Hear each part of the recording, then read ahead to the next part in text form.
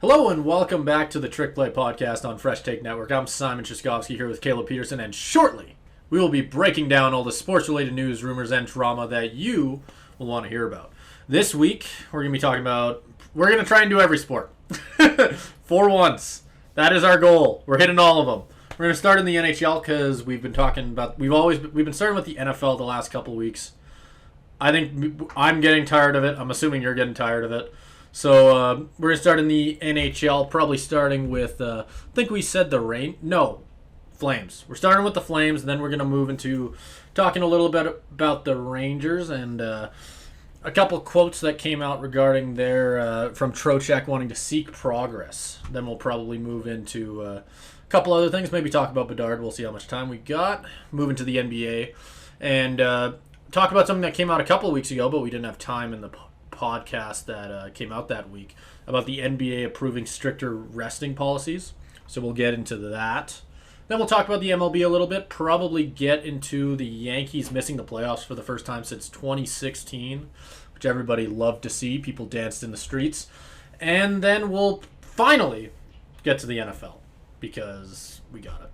It was week 3. It was entertaining. A lot of good quotes, a lot of good games. We'll get into that. Caleb, are you ready to get into it? Absolutely. So, we're going to start off with the Flames, like I said, and talking a little bit about a very funny quote that that winger Jacob Pelletier said earlier this week in a little dig at former coach Daryl Sutter. He was asked by a reporter why he switched his number to number 22 from 49. And he said that I think it's easier for coaches to know 22 than 49.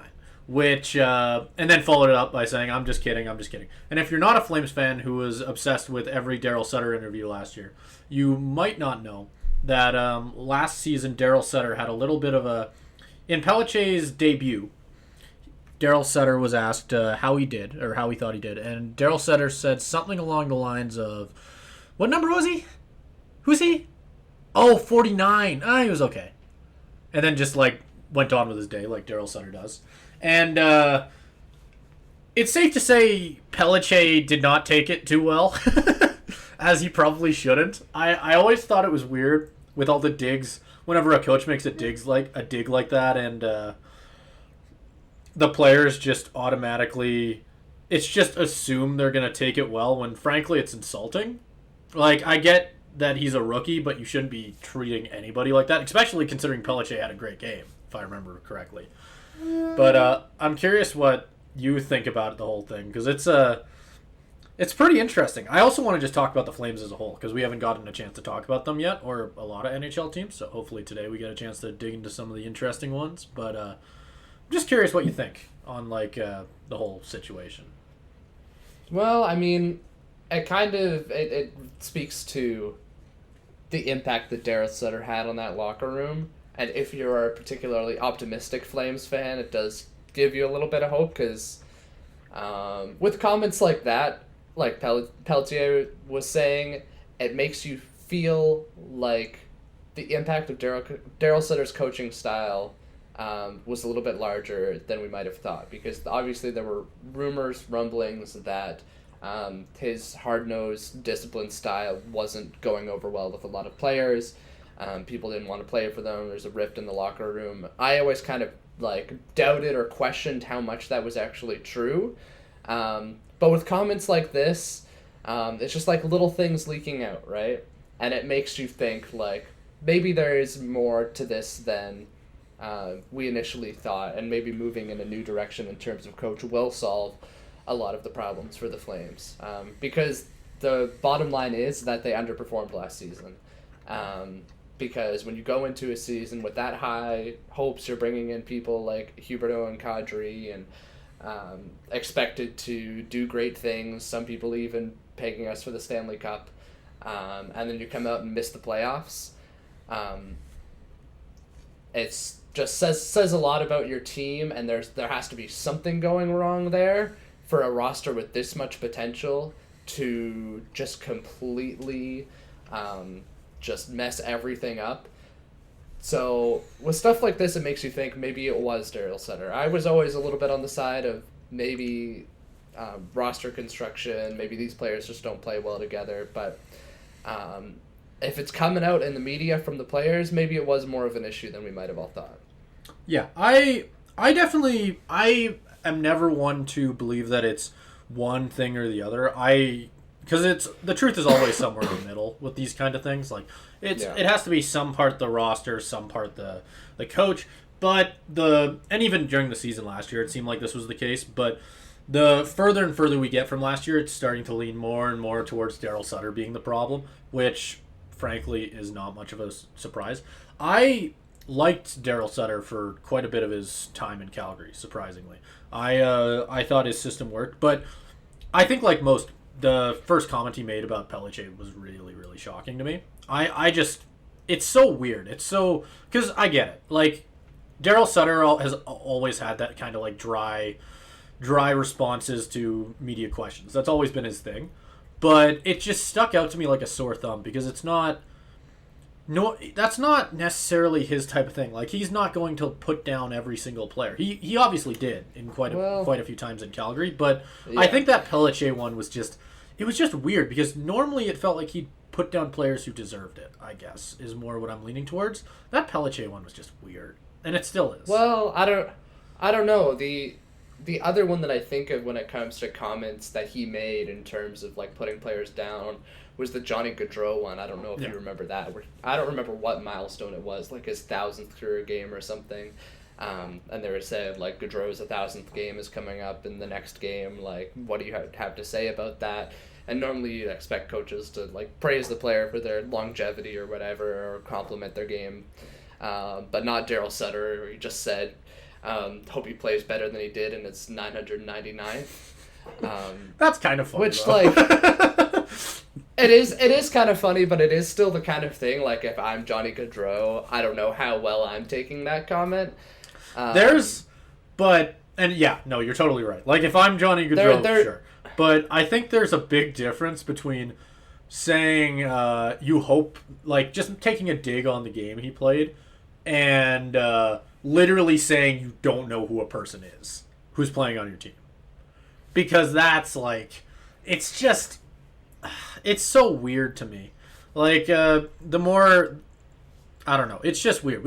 I kind of want to move into just this overall Flames team as a whole, because I want to talk about just what you think about because obviously, it's a very similar squad. There's a lot of the same facers that were on that Daryl Sutter team, with there's going to be a lot of youth kind of infused into it.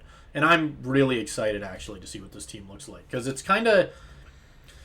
This is going to be a weird thing to say, but it's given me like 2014, 2015 vibes with how young our team is going to be.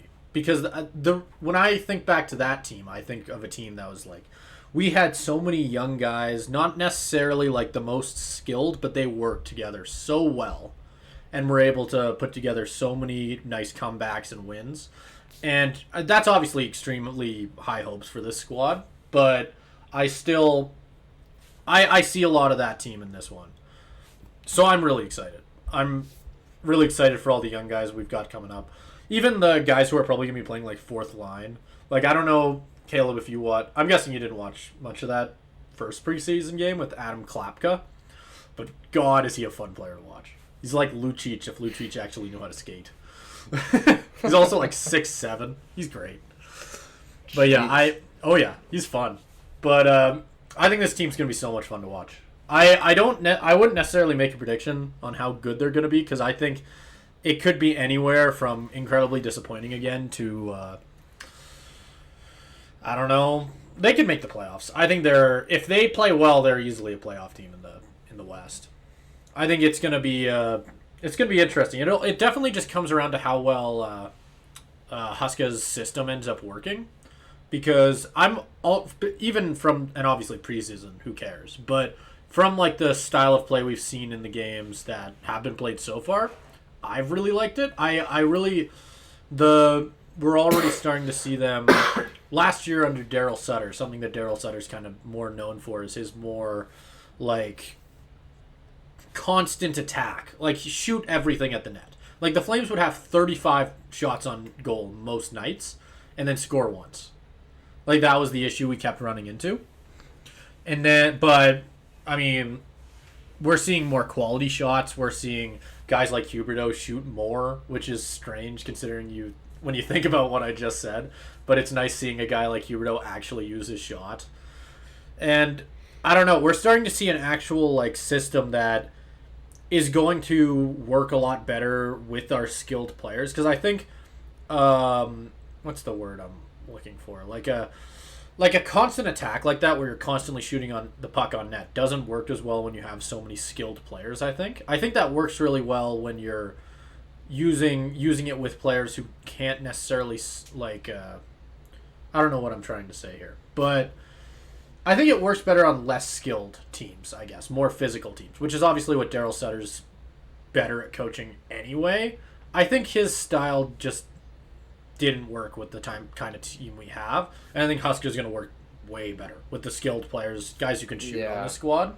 I'm super excited. It's going to be awesome, I think. Well, I think the biggest... Okay, I do think that as I can say, the less of a Flames fan, obviously still a Flames fan, but less of a Flames fan, I think I'm taking it with a little bit more of a grain of salt.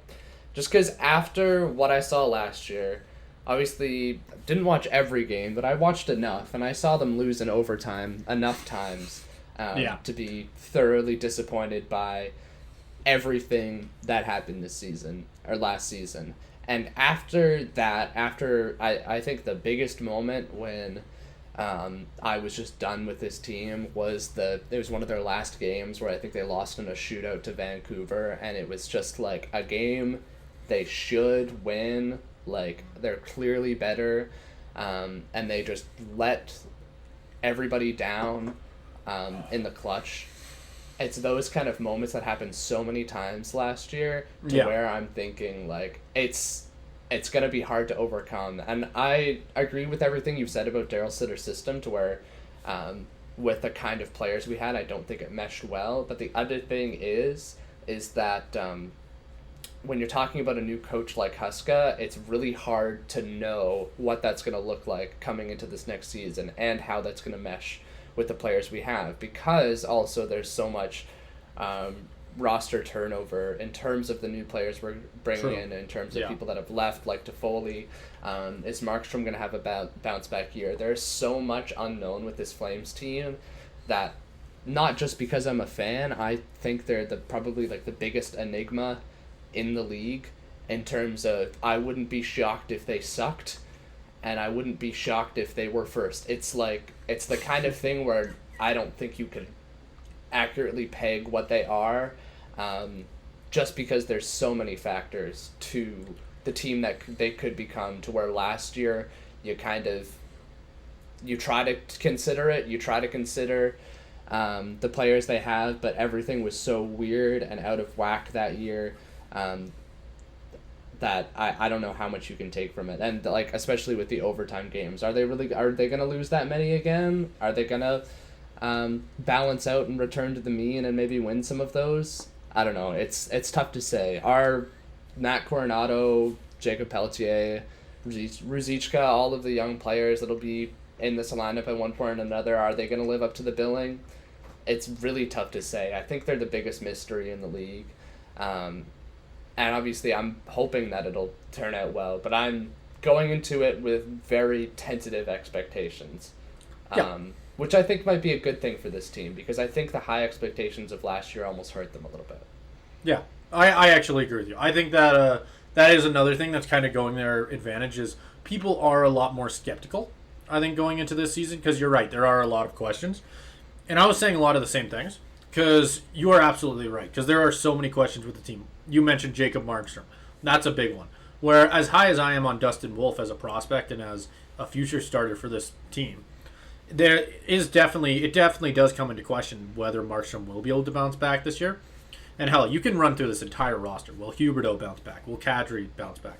Will Coronado end up looking as good as everybody hopes he will? Like I said, Kadri. But there's like so many things on this roster that you can point a finger at and go, if that one thing goes wrong, this whole team sucks. Because at the end of the day, everything could go right, and Markstrom has an 8.95 save percentage, and we miss the playoffs. It could happen. You never know. Yeah. Like, Huberdeau could have another 60-point season. Like, we really, I don't think, truthfully, my optimism is telling me that I don't think either of those things could happen. But my pessimism is telling me that both probably will. Because that's what being a Flames fan is all about. But I also,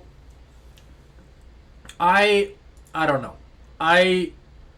In the little that I have seen from this team, even though it's just been preseason, I like the energy. It seems like they're just, I don't know. You don't normally expect that kind of energy from a team in the preseason, but they actually look like they're there to play. Another thing I want to bring up is the fact that we finally have someone new running the power play, which you mentioned those. You mentioned those overtime. Mark Savard, big name. And so far, was it Kirk Muller before? Yeah, and a big thing that a lot of Flames insiders have been talking about is the fact that in practices where they've been practicing the power play, it seems like Mark Savard has set a rule where that each player is only allowed to hold the puck for a second, which might be the greatest thing I've ever heard as someone who has had to watch this Flames power play for the last couple of years. And I'm sure you have too. They'll get the puck and they'll creep in slowly, pass it. And then they'll get the puck and they'll creep in slowly, pass it. And then they'll finally take a shot, shoot it off the pad, and 30 seconds is gone. And it's the crappiest thing you'll ever see. And the one thing that I saw in those preseason games is a power play that actually looked like it was going to work.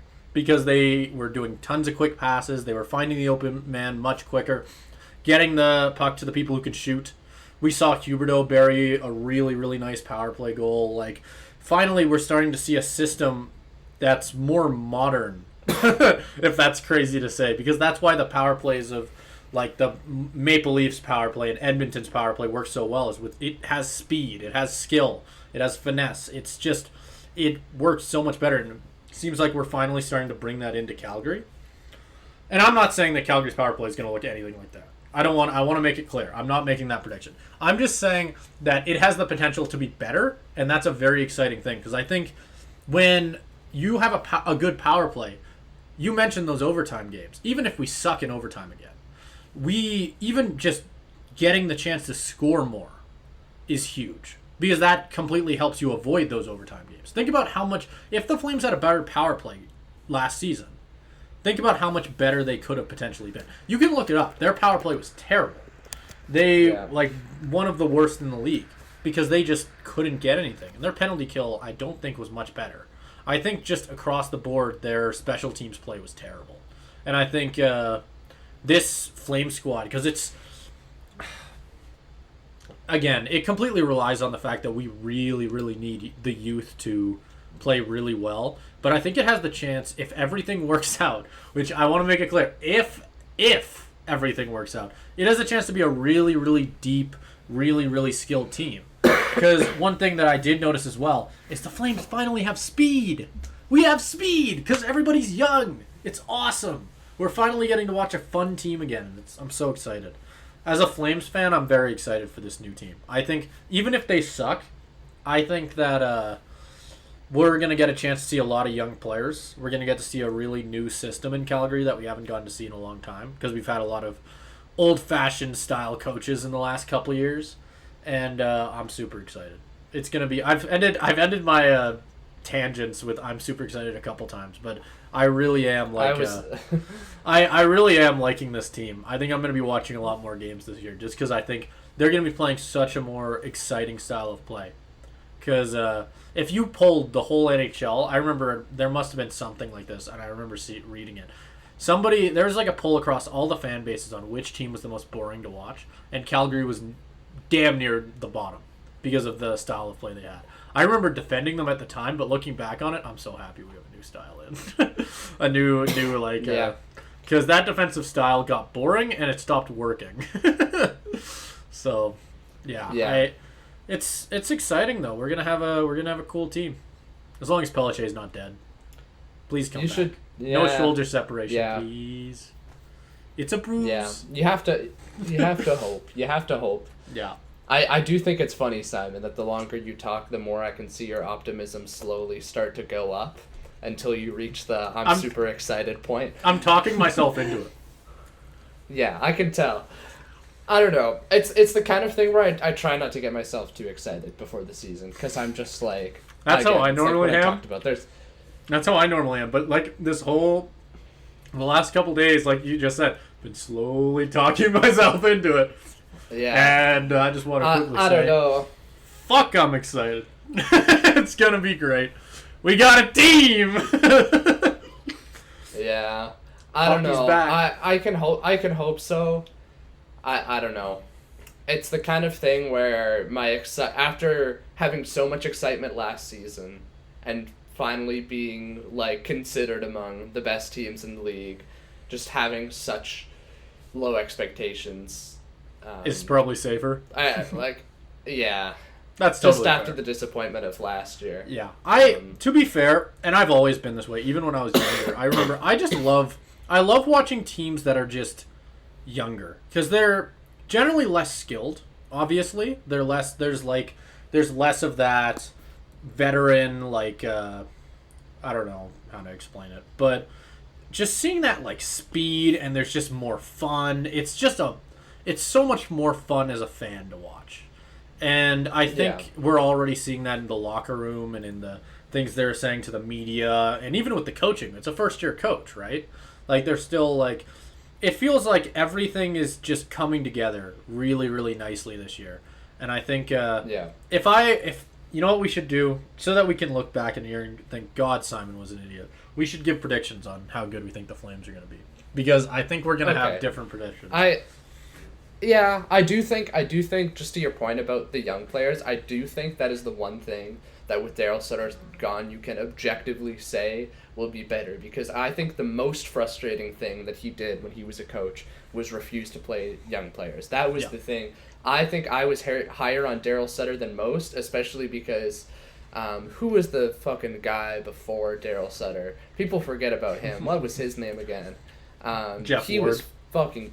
Yeah, he was fucking terrible. Oh, yeah. People forget about that, and people forget how much Daryl Sutter transformed this team from what they were under Jeff Ward to what they eventually became at getting that one season where they... Daryl Sutter may have been bad. We were blessed to have Daryl Sutter. Yes. As someone who watched that Jeff Ward team, holy crap. That was the worst...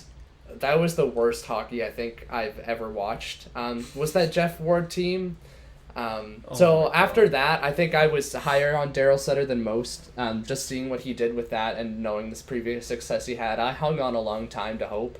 But the one thing I would get frustrated with him continually was his lack of being willing to play the young players, especially when there were so many space fillers on this team. Cough, cough, Lucic. Yeah. And they just have so many promising prospects. And I totally agree. Just like getting some of them up is... I think that I actually think that Daryl Sutter's system can work still in the NHL. I just think that the Flames were absolutely probably the worst possible way to try to do it on. Because especially when you think about that team that Daryl Sutter took over, our star was 5'9". Or, like, you think about the entire team that we had built back then, like, and it worked at first. It worked at first. Don't put it on Gaudreau, though, because you say their star was 5'9". That's when we were actually good under the Sutter system. I know. I'm using it as an example. I'm just saying that I think the only way that a system like Daryl Sutter's could work is if it is a team that is built just through physical, like, just physicality, that old style of hockey. When last year, when you looked at the squad we had, other than like Kadri, Lucic, and hell, you could, like, I don't know if you really want to put Lucic even there, like, as somebody who's an actual game changer, which he isn't. Like, no, I call him a space filler. Like, yeah, exactly. Yeah, there you go. But like, just think about like the guys that we actually had who would like impact the game. Think about who you would actually say would work in a Sutter system. Like, Huberdeau, absolutely not. Never. Like, even, like, last year, I think if there wasn't questions, there should have been about how well he would do in a physical system. Because especially in Florida, there was a lot more space for him to play as that sort of like finesse playmaker, like that we saw get 110 points, which is a big reason why I think he will have a bounce back year, because I think that this new look system is exactly what he needs to bounce back. I think that this type of like hold on to the puck a little bit longer, it works a lot better with guys like Huberdeau, because it actually allows them to use that skill that they have where he has eyes on the back of his head. Like, we're actually going to start to see his passing really, really work, I think, for the Flames this year. And hell, hopefully we get to see him bury a couple too. Like, we'll see. Yeah. But obviously, he's going to have like the worst right winger he's probably had. And that's me dissing Sharangovich. But like, you know what I mean. He's not a first line right winger. Man. It's okay. Coronado by 10 games. Just talking about that just makes me miss Johnny Gaudreau this much more. Can you imagine talking about this young team? Can you imagine this team with Johnny Gaudreau? It's just we lost him for nothing too, and now he's in the most poverty of poverty organizations in Columbus. Caleb, I don't know. I think just him think moving about to Columbus just think about is Johnny probably Gaudreau grabbing all of Huberdeau's bullshit passes, snapping them top cheese. I think Johnny Gaudreau moving to Columbus was probably the dumbest free agency decision by a player in the last 25 years. The only argument for why it might work, and I was the one saying it, was that him and Patrick Laine sounds interesting. It wasn't that interesting. No. Like, and I mean, I get it. I get wanting to be close to home. That's fair. But at the same time, when you've been in Calgary for this long, like, I don't know. Okay. It's not necessarily even about, like, that, though, because he could have gone to Detroit. He could have gone to New Jersey. Yeah. He could have gone to Philadelphia. Philly. Yeah. Anywhere else would have been better. He chose Columbus. Their best player was a guy who's addicted to Fortnite. He's from Philly. Like, Patrick Laine gets more kills in Fortnite every night than he probably does goals in a year. Stop wanting to play with him. Can you imagine what Johnny Gaudreau's reaction was when Mike Babcock tells him on the first day of team meetings, pull out your phone. Pull out your phone. Let me hook it up to the whiteboard over here. Pull out your phone. Heard you got married, Johnny. Let's see the photos. Let's see them. You got any honeymoon? Let's see the wife and kids. Yeah. How's the beach? Oh, my God. Oh, God. Yeah, that Columbus team sucks. We should probably move on. We've talked about the Flames for long enough. I had my fill. Yeah. We finally we've had plenty of Caleb bias Seahawks. We've now officially added Simon bias Flames takes to the Fresh Play playlist. I think it's funny. I think I start hot and burn hot for my bias, and it's a slow burn. It's a slow burn, and you reach the peaks. How it works is I start building up, right? I reach like a peak, and then you start talking, right? You bring your I realize, okay, you're kind of right on some of those points, and then I talk it out, right? I talk it out, walk it out a little bit, start going back up, and then it keeps going. It's a wave. Every 10 minutes it changes. But hey. Yep. That, like, half of the time, I'm really excited for this team. It's going to be great. Well, let's hope that half is right. Yeah, let's hope that's... Yeah, exactly. Yeah, one can only hope.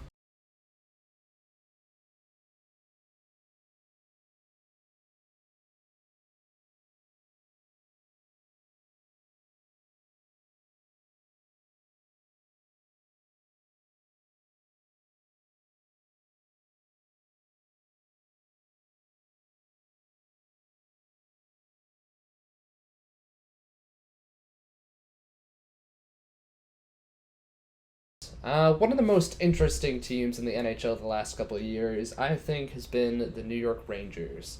Obviously, original 16, playing in such a big market as New York, the more noticeable New York team, I think. And as of recently, they've had some lofty expectations. Best goalie in the league, some high-profile players, Panarin, Patrick Kane last year. Everybody, including me, had high expectations, and they have just, for the last couple of years, continually fallen flat on their faces, failed to live up to what they were projected to be. And recently, we've had player Vincent Trocheck come out to talk about that. And I think he's put into words what I've kind of felt about the team in the last couple of years. He said, "This team has been looked at as a team that can take the next step in the future for a while now.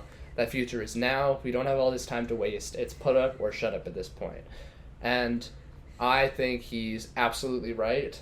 I honestly think last year was kind of put up or shut up.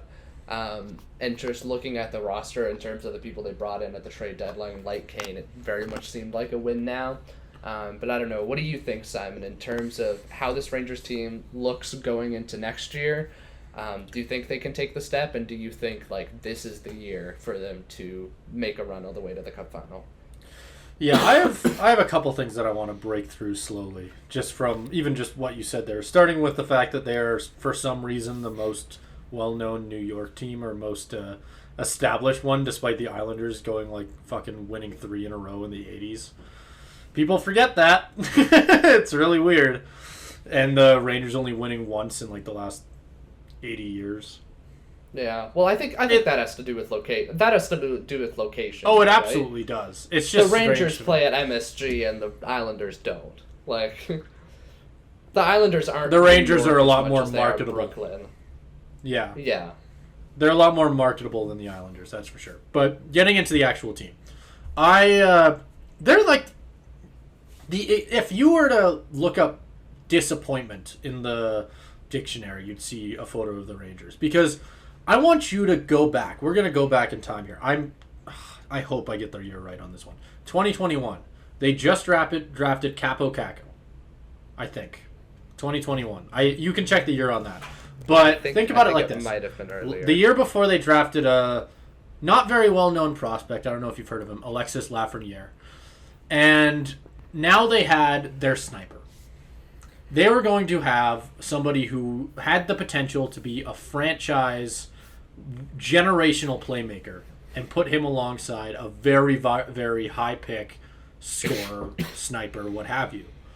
And I was one of those people who was like, this team is going to be stupid in a year. Absolutely stupid. Like, there is going to be nothing that stops this team. And now, if you look at daily faceoff, they have Capo Caco on the third line. Lafreniere's playing first, but God knows he shouldn't be there. Like, this team, it's so disappointing, because they had so much potential. Like, God, you've had so many people who walked through that door. You've been so blessed with talent, but you haven't been able to do anything with it. Like, hell, Panarin has been crazy for them at points. It's just, you can go down the list. You mentioned Patrick Kane. Obviously, we've heard about stuff coming out this offseason about him dealing with injuries last year and how he never felt 100%, and now going into this season, he's saying that he's going to feel 100%, or he's going to make sure he feels 100% whenever he decides to, sign with the Flames. But I think the whole thing is just, they've gotten so much talent and just gotten so unlucky. It's so nuts to me, because I don't know. You say that last year was their make or break season. I still think that they have a lot of talent to put something together. If they just need to get lucky, they need to finally get lucky. You know what I mean? And by lucky, I mean Lafreniere starts to play well. Capo Caco starts to play well. Like, you even go down the thing, they still have a very, very viable defense. That defensive core is pretty damn good. Any defensive core that has Adam Fox and Jacob Trouba is going to be really good. And then, hell, look between the pipes. Shesterkin. You pretty much can't get better than that. Like, Jonathan Quick is going to be a decent enough backup. Like, veteran goaltender, not going to complain about that. This team, on paper, should be good. But I think we've just been we're so ready to immediately write them off, because we've seen this core just suck. Just absolutely suck.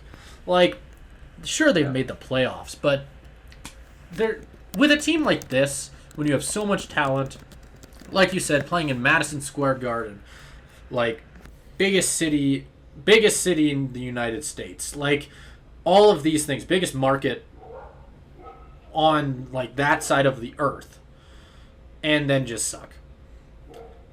It's just it's so disappointing, and I think as much as I want to say that like I said, they just need to get lucky, and I believe they will. I don't. I don't have a lot of hope for this team this upcoming season. I don't think Lafreniere will get better. I don't think Kako gets better than that third, second line role.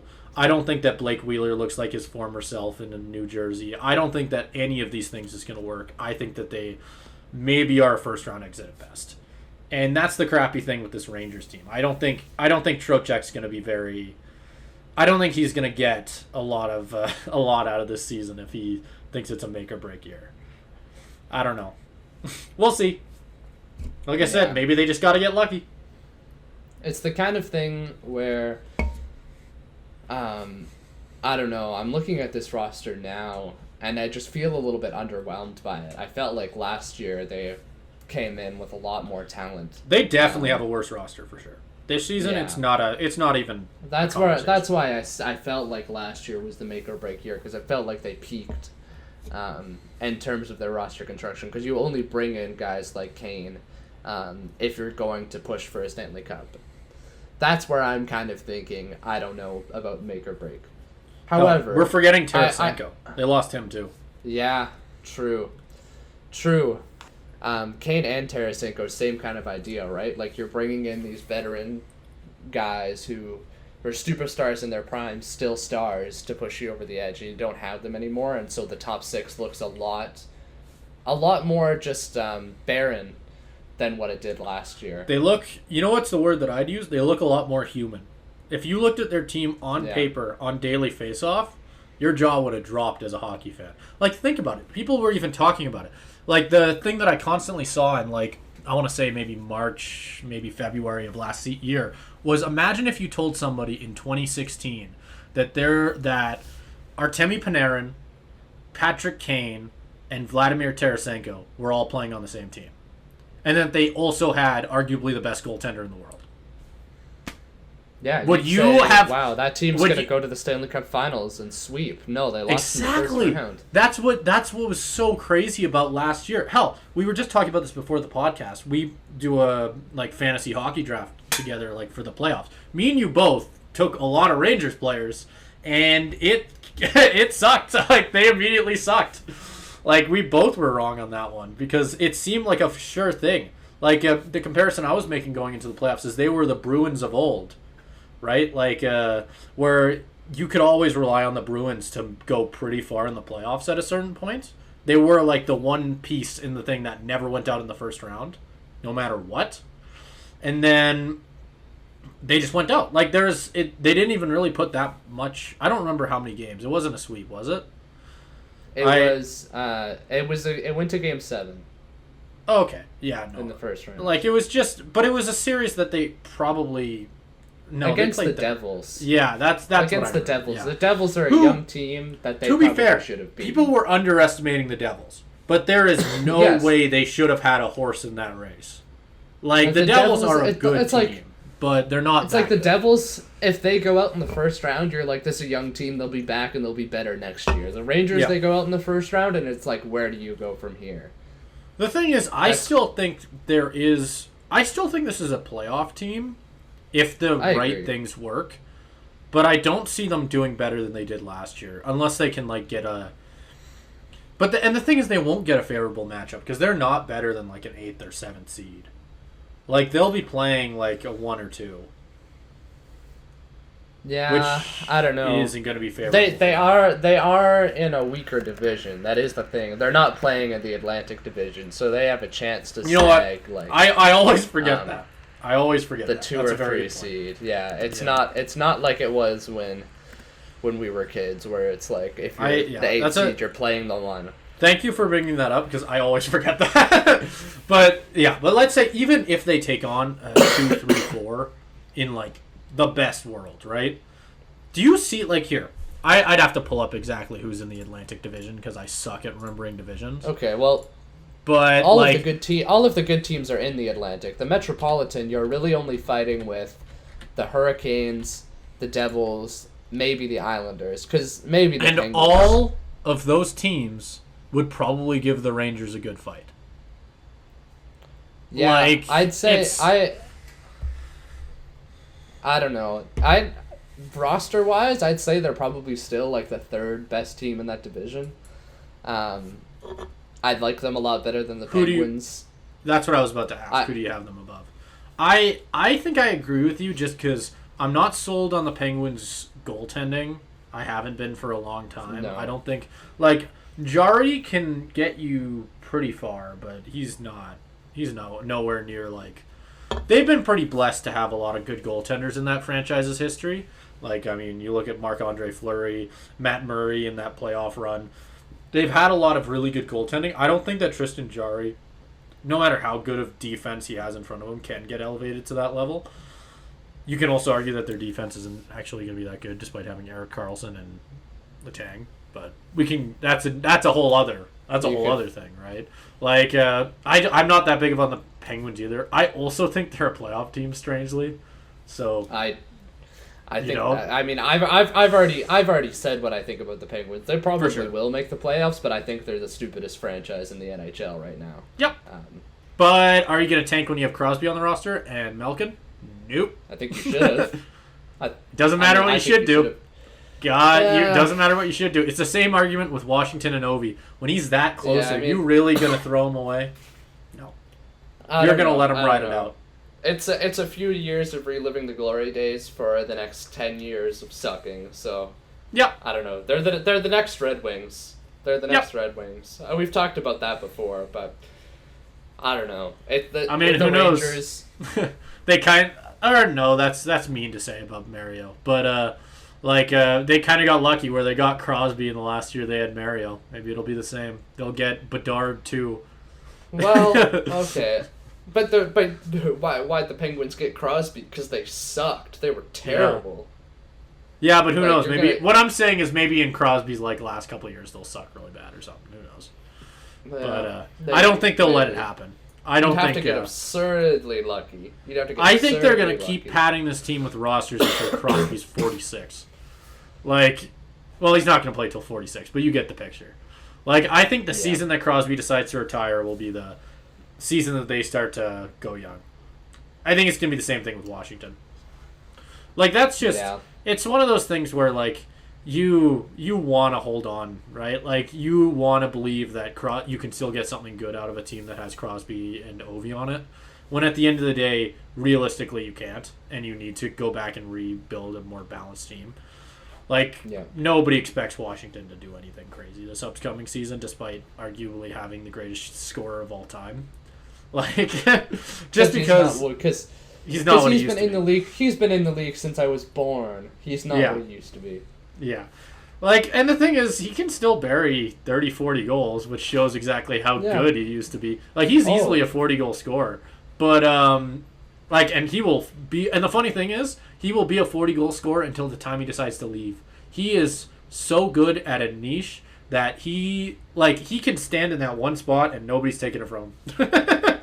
Yeah. He can whip... He cannot lead a team to a playoff. He has been standing on that spot in by the hash marks since me and you have been born, and no goalie has figured out a way to stop it, and they won't in the next 5 years.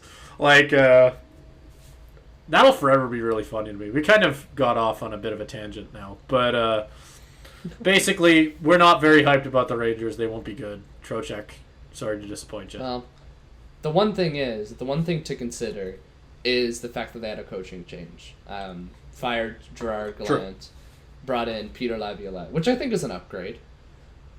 It's the kind of thing where I think the roster's worse, the worse the coaching's better. I don't know.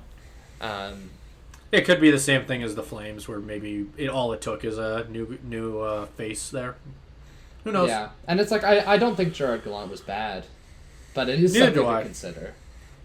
I think that you especially got to think about how much everybody, even the Flames, were talking about potentially bringing him in before the Rangers grabbed him. Like, everybody who didn't have a coach in that offseason wanted Gallant. Gallant was the number one guy, like, in that offseason, right? Like, I still think that I thought he was a good coach. But obviously, some coaches just don't work in certain places. So, who knows? Who knows? Who knows what the issue is with the Rangers? We'll find out this year. Yeah, we will. When they suck. When they are inevitably mediocre and get eliminated in the first or second round. When they somehow find a way to get swept by the very old Penguins. Probably. Oh, God. I don't want that to happen. Just wait. Do you remember how bad Pens fans were in, like, the mid-2010s? It's going to be that again. I remember everybody was a Pens fan. Just that because very much was. That's what I mean. Like, this is another tangent, but I remember that I would have been really young. I would have been 6 or 7. And for clear context, me and Caleb both grew up in Calgary. So, Calgary, Alberta, opposite side of North America as Pittsburgh, now that we have all that established. I remember I was on a hockey team, and obviously 6 or 7, very young, and we had like an end of year book, and they had every player like put down their favorite player, right? And in my head, I was thinking everybody's gonna say Iginla, right? Everybody's gonna say Iginla. We're all from Calgary. Everybody loves the Flames. Everybody was Crosby. I think there was me who said Iginla and maybe one other person. Everybody else was Crosby, wow. Which is still crazy to me, because like it really does show you how there was a point where everybody was a Pens fan. You are absolutely right. I just remember getting upset at people for it because I was just like, "What are you doing with your Crosby?" My cousin was a Pens fan and still is a Pens fan. I still haven't forgiven him. We don't talk. Yeah, no, that's fair. The lesson from this Ranger segment is ostracize all the Penguins fans in your life. Don't talk to them. They don't deserve you. Yep. Damn right. So, we're going to get into the NBA now, moving out of the NHL. And talk about something that's a little bit old, but I think both me and Caleb really want to talk about it, because it is the big story. Where, especially in the last, 5 years, hell, longer, if you want to look at it like that, we've been seeing teams rest their players. Rest their players in regular season games. We're seeing guys like Kawhi Leonard only play half the season at certain points. And finally, the NBA is starting to start to break down on that, which is, I'm really happy about, personally. I think, and I'm sure you are, Caleb. Well, who knows? Who knows what your opinion is on this? But I can tell you that, yeah, who knows? We're never going to know. It's not like this is a podcast or anything. But, yeah. But I think it's really interesting, because the more you read about this entire thing, it really does... Because there are arguments for actually resting your players that a lot of people like to ignore. I think there are definitely two sides to it. I think a lot of teams abuse it, which is why this is coming into effect. I actually don't think this policy is going to be around for a long time. That's a take that I want to get out there now, right off the bat. And I want to get your opinion on this, because I think that it's too strict. As dumb as that might sound. I actually do think it's too strict. Because there are times... Because think about it like this. Let's say you are the Warriors. You win 40 games in the first however little bit. Do you really want to be playing Steph Curry in game 78? You've already clinched the number 1 seed. But you also don't want to get fined $1 million. Right? Maybe you can make the argument that teams are willing to take that fine, but it's just... There are situations where resting your stars makes sense. It's the fact that they just need to break down on unreasonable resting. Because that's the issue. It's the stuff that Kawhi does. It's the stuff that, Anthony Davis sometimes with the Lakers, LeBron, all these stars where they'll sit out for frankly no reason, when there's people who could have driven 2,000 kilometers across the world to watch them play and paid $1,000 to be sitting in the nosebleeds just to watch LeBron in a fancy suit play with all his 4 rings on the bench. It sucks for the fans, and that's how you my way of knowing that this has been a problem for a long time, and something that a quote that I want to go back to is an old Kobe quote from, I want to say 2016, I think. I think this would have been late in his career, where actually I think it was his wife who came out and said this, but she actually said that she at one point asked why he didn't sit out more games. Why Kobe really just was so strict about playing as many games as he could. And he said exactly what I just said, because he knows that people who don't have the money to be watching him play, but still coughed up the money to watch him once every 10 years, are potentially paying to come to Staples Center and watch him play. That's the reason that he ties up his shoes and plays Game 78. But not everyone is Kobe.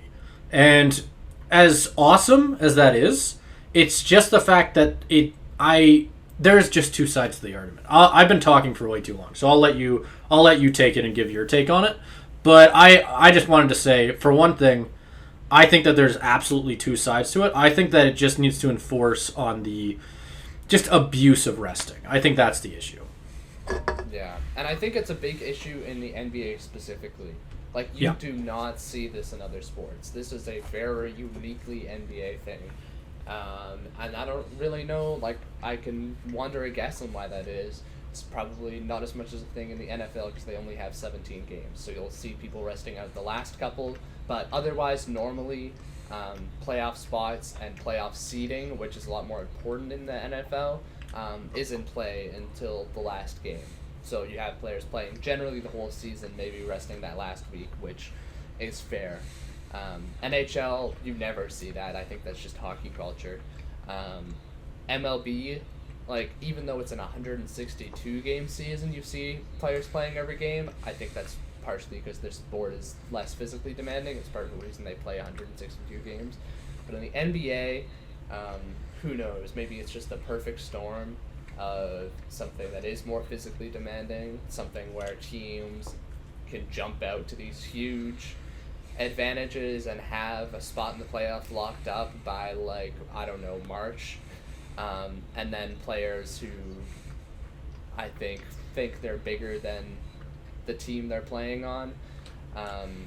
But if I can quickly jump in, that's not necessarily the issue, because a lot of players are resting in November, December for frankly no reason, which is why this. That's part of because the thing is, if you want to make the argument that when they make the playoffs, that's when I think you should be resting star players. That is fair game to me, in my opinion, because you want players to be ready for the playoffs. I think that the issue just comes down, like I said, to unreasonable resting. And it's not necessarily, you said that's not a thing in the NHL, but sometimes it is. When you see teams, not necessarily, it depends on the situation. Generally, you'll see, you won't be seeing, if, let's say, the Oilers go and win 50 games, right? Just stick with me here. I see the look on your face. But they clinched the Western Conference already. McDavid's not playing the last 5 games. He's not. Unless he's fighting for the Art Ross, he's not playing those last 5 games. Okay. Or at least last 2. That I'd say, last 2. That I'd say is the equivalent of people sitting out in the NFL for week 18 or 17 or whatever the fuck it is now. Exactly. And that's reasonable resting. In the NBA, they do not do that. They don't do that. And even with this resting policy, I guess I can see where you say, it is a little bit stricter from sitting, it's 100,000 for the first violation. Which is still a lot of money. You don't think about it, but it is a lot of money. Even just teams don't want to risk that, right? And you got to realize they are going to still be resting these guys. Think about it like this. I keep going back to this, but think about it. It's game 81. The Lakers already have 50 wins. They don't want to play LeBron, but they also don't want to pay $1 million. Yeah. I do think. Okay. I do think this is a.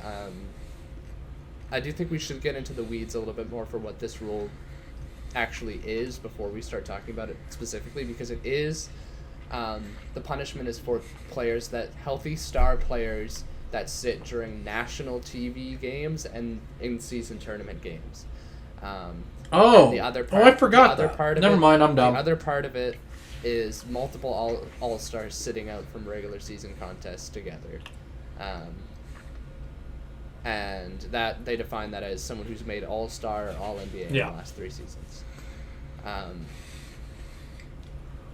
And they also grant star players the ability to miss back-to-back games if they are over the age of 35, have played at least 34,000 minutes in the regular season and playoffs, 1,000 regular season and postseason games, or have a serious injury history, which I think all of that is fair. And I think with those points brought in, I feel like that makes it not strict. Because if you know what? I agree with you. I want to start off by saying I agree with you. But that almost eliminates the last couple things you said. Like, go back to it. Like, serious injury history. That eliminates Kawhi. Right off the bat. We can say that Kawhi already doesn't, he doesn't need to listen to this rule. Over 35. Eliminates LeBron, Kevin Durant. Guys like that. And all of a sudden, you're going to start to notice that a lot of these guys who this rule was made for aren't going to have to listen to it. So now that you're pointing that out, I don't like this. Because I think that...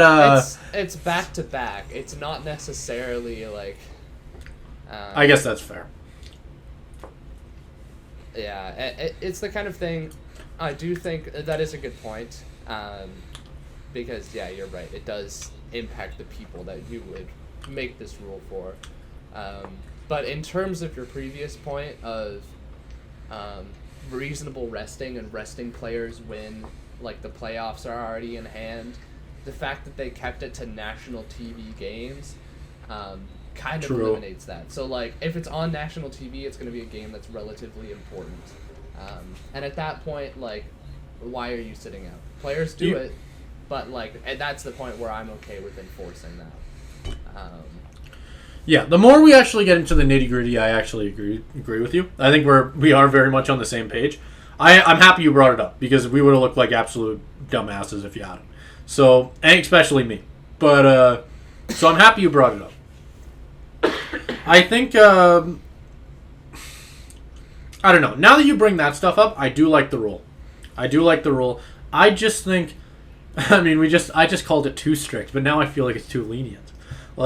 I don't think that you should be giving guys I just feel like I don't know if there is a solution to it, but I just don't like it. I don't like that guys like Kawhi can just sit around for half the year. I think it's a basketball culture thing. It is. Yeah, 100%. You get these players that feel like they're bigger than the team and feel like their brand overall is more important than their team success. And that's when they start sitting out and missing games. And it's not about having a big personality. There's players in the NFL who have a big personality and still come out and play hard for their team. It's just the self-importance of it all. And the healthy resting part, I get it if it's team focused, where if you're making the playoffs and your team, it's not an important game to your team, fine. But that's not what's happening in the NBA, to your point. And I don't know how this rule will play out. It'll be interesting to see if it actually kind of stops all of the headlines you see all the time. So I just remember turning on SportsCenter a couple of years ago. It's Kawhi Leonard sitting out, Paul George sitting out. I don't know, a name that's generally a little bit older star player.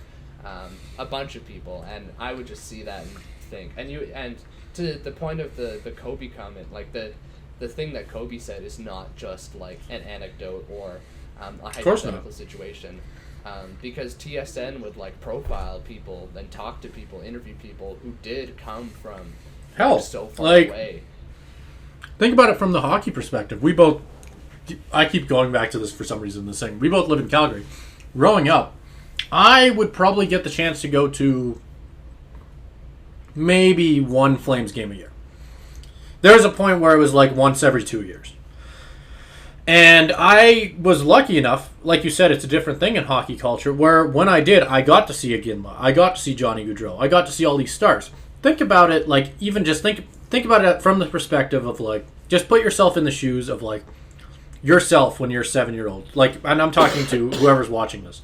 When you were 7, watching whatever team, You go in, your family paid a crap ton of money so that you could go watch, and then Aginla sat. Aginla went, my ankle's kind of sore. I shoveled my walk earlier today. My arms are kind of, Didn't have the Connor McDavid heated driveway. Yeah, so like, he had to do it himself. Yeah, like, it's just not feeling it tonight. Imagine that. Like, imagine how disappointed you'd be, right? That's what it comes down to. That's what makes me really pissed off that this is such a thing in basketball. And there's a lot of things that I have issues with just the whole basketball, like, mentality, I guess, of, like, that, or, like, the whole, I'm tired. I'm forgetting, like, the words for it, but you know what I mean. Like, the whole, just how things work. It's so different to the hockey, because I got into basketball, I, like, really got into basketball later on. Like, I probably got into it, like, in, like, I got into it in Kobe's last year, so 2016. That was, like, the first year I actually started, like, watching basketball. And so, keep in mind, that would have meant for, like, the first 12 years of my life, I was solely watching hockey, right? I was solely just watching, and, like, all of these, and I grew up in that hockey environment. And then you watch how they do it in basketball, and it's just like, come on, man. Play with a sore ankle. There's some kid sitting in the nosebleeds who came here to watch you, right? Like, you gotta... It's so disappointing that this is still an issue in something like this. Yeah. And I think about, like, just to give a personal example, like me, again, to bring it up for the 50th time this podcast, we live in Calgary. And as a diehard Seahawks fan, that means I'm not exactly close to where my team is. So for the first, I don't know how old I was when I first saw a Seahawks game in person, probably like 14 or 15. So I've been cheering for the team for a long-ass time. And I finally get the chance to go to a game. Like, I had gone to Seattle and toured the stadium before I watched the game, which was very cool, but also sad because I saw the stadium without anybody in it and nobody playing. But I finally got the chance to go see a game in Tampa Bay, and it was the shittiest game of football I've ever seen in my entire life. If anybody wants to go look up that game, Tampa won by a score, I think, of like 12-5. And the most interesting part of that game, is it 5-7? I'm trying to. Oh no, that's baseball. I don't know when it was. It was like 20. It was 2016 or something. Yeah. But the most entertaining play of that game was Richard Sherman yelling at the referee to get a review because he thought it was a safety, and then they reviewed it and it was a safety. That was the most exciting part of the game. So that was complete shit. However, it was still an amazing experience because I got to go and be like, holy shit, that's Russell Wilson. Holy shit, I can see Richard Sherman. Holy crap, he's even shorter in person. Yeah, exactly.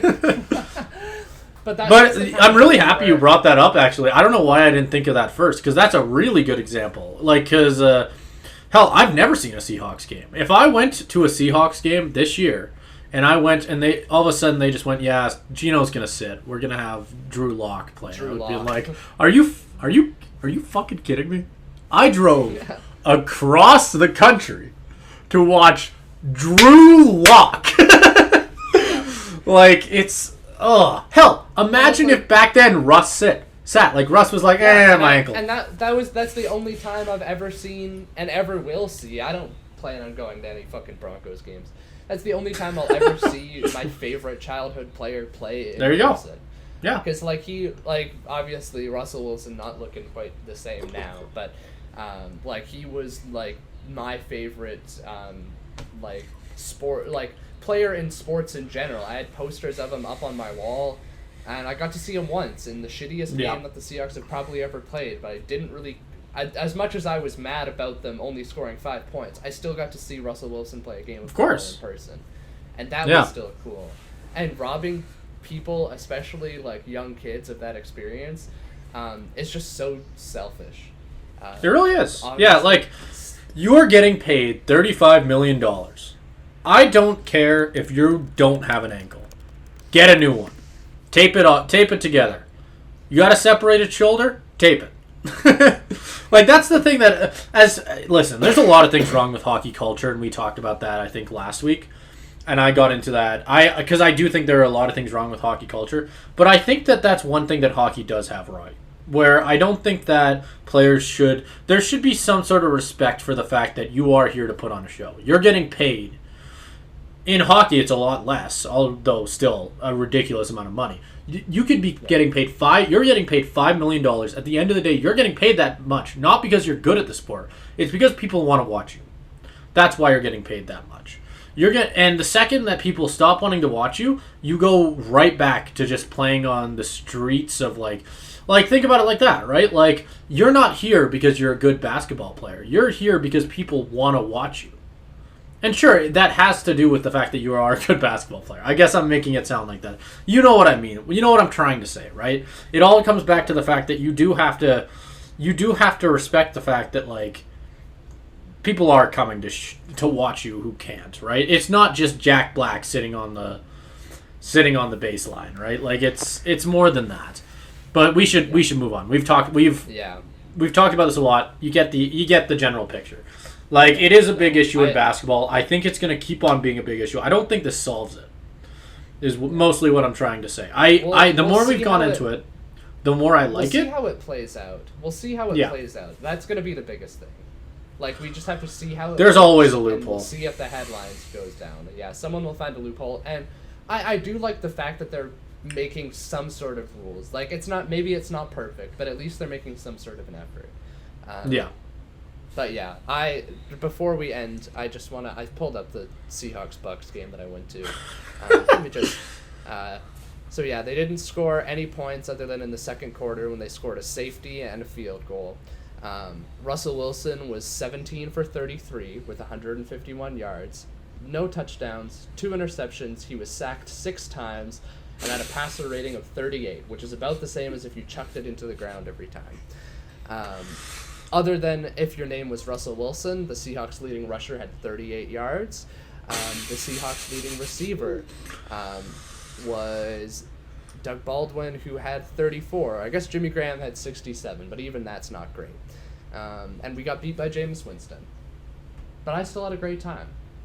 I saw my favorite players. Don't sit out. There you go. Because don't sit out. Even then, you can make a 14-5 shit show of a game somewhat exciting. Yep. And, like, I mean, who knows? Well, not who knows. Don't sit out. I say that a lot. That's one of my go-to things in this. Who knows? It's not a who knows. Don't sit out. Don't be a prick. We know. Yeah. If you could, like, if your body is well enough to play. Yeah. We know. Like, I don't know. We've talked about this for long enough. I've said all I want to say. We're good.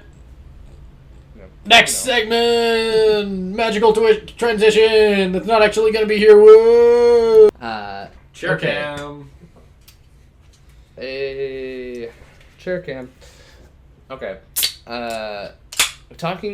Moving on to talking about the MLB, which we haven't done in a little while, but things are starting to get interesting because teams are making the playoffs, missing the playoffs, and the most significant team to miss the playoffs is the team that you think of when you think of the MLB. You say, name an MLB team, probably the first one you think of for good reason. And that is the New York Yankees. Personally, I would have said the Oakland Athletics, but I mean, hey. Okay. Not everybody has such refined taste as you, Simon. After consistently making the playoffs and obviously consistently being good, they've missed the playoffs after underperforming since 2016. First time since then. They've made the playoffs every year since then. They've not necessarily performed well in the playoffs, but you'd expect them to be a consistent presence, and this year that's not going to be the case. Simon, obviously I know you're happy about this news, as most people probably should be. But what are your thoughts on this Yankees team as a whole and the fact that they're not going to be playing for the World Series this year? Cry me a damn river. That's what I think. Infinite money glitch doesn't work. It's kind of weird, honestly. That's my honest reaction, because I don't know. It's so weird that they're not even like in contention anymore. Especially when you like actually look at the record, right? They do have a positive record, but that AL East is just a dog fight. You know what I mean? It is a fight. Like, because, I mean, they are 80 and 77 as of recording this. I don't know if they play tomorrow, so maybe that'll change. But maybe it won't. Who knows? Anyway, they are 80 and 77. But you go up that list. Like, even the only team behind them is the Red Sox, who are 76 and 81, which isn't even that bad of a record. It's a losing record, but it's not that bad. Right? It's not like this division necessarily has a bad team. Above them, 87 and 70 Blue Jays, 96 and 62 Raids, and 98 and 59 Orioles. That is 3 teams who are really, really good and maybe will all make the playoffs. Right? Like, that's the nuts thing. That's why the Yankees are struggling. Like, obviously they have their own issues, but I just wanted to highlight that, which really does show how weird it is that they are struggling as much as they are, at least in my opinion. Or it's it adds a little bit more context, I guess, with how good this division is. But we can get into their actual squad and the reasons they've been struggling, because there are a lot of them. They did run into. I didn't follow their whole season a lot, but I followed it enough to know that they ran into the injury bug quite a bit this year. That was an issue at certain points. I remember there was a point where Judge was out for quite a bit after starting the year really, really hot. I remember there was points where they were struggling with injuries all across their lineup. And obviously the second they lost Judge, they ran into a lot of issues, because the second you lose a hitter like him, you're going to be struggling a lot. And, I mean, I think they'll bounce back next year. I don't think this is a sign of a direction the Yankees will be heading in. They still have Judge for another 8 seasons or whatever. They'll do something with it, right? They will not stay out of the playoffs next season.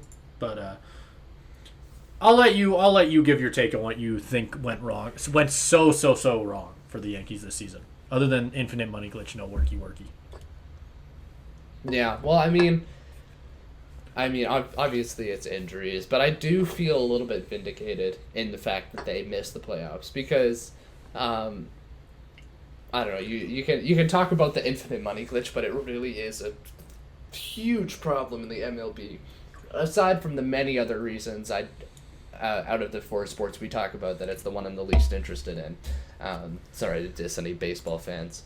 But part of the reason is because I, as a Seattle Mariners fan, know that my team will never be as consistently competitive as the Yankees, just because we're a smaller market and have less money. And that just doesn't, make sense in my mind.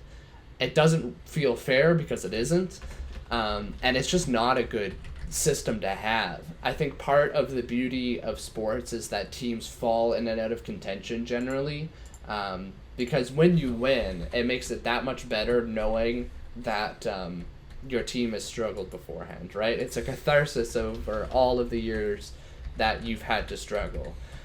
Even the Chiefs, with how good they've been in the last few years, they went 50 years in between winning Super Bowl IV and then winning Super Bowl IV with Patrick Mahomes. That feels justified in a way, because Chiefs fans have struggled for so long. With the Yankees, it's I just need them to start sucking, because they have never really had, going back, even, I don't know MLB history that well, but even going back 100 years, they have the most World Series titles in the history of the MLB by quite a long shot. They've got Babe Ruth. They've got all of these legends that have played for them. It's oh my God. And you just need to be knocked off your pedestal. While you went through that, I pulled up a stat real quick, and I want to get your guess, because I think the guess is probably going to be more valuable than the stat, because it really does show. So right now in front of me, I have, and this will surprise you. I'll start with this. The Yankees aren't actually the most valuable, or the team that was expected to spend the most amount of money this year. It was actually the Mets. By actually quite. And they also sucked. They also sucked. But I also have how much the A's were set to spend this season. How big of a how big of a difference do you think there is if you were to just put a number on paper? Let me quantify it as this. So let's just see. Aaron Judge is getting paid a 9-year, $360 million contract. So that's $360 million for one player. I bet the A's entire roster makes less than that. I need a calculator. Give me a second. I bet that... Okay. So that's $40 million a year. That's $40 million a year. So your guess is that the A's are making $40 million? Okay. No. I say that the A's are making... Okay, I'll say the A's... Are we talking in terms of how much they pay their entire team per year? For 1 year. Payroll is the entire salary. I'm gonna say $150 million. Okay. $150 million. That is your guess, right? How much do you think the Yankees are paying? Ooh, okay. I will tell you, it's probably not as high as you think. Okay.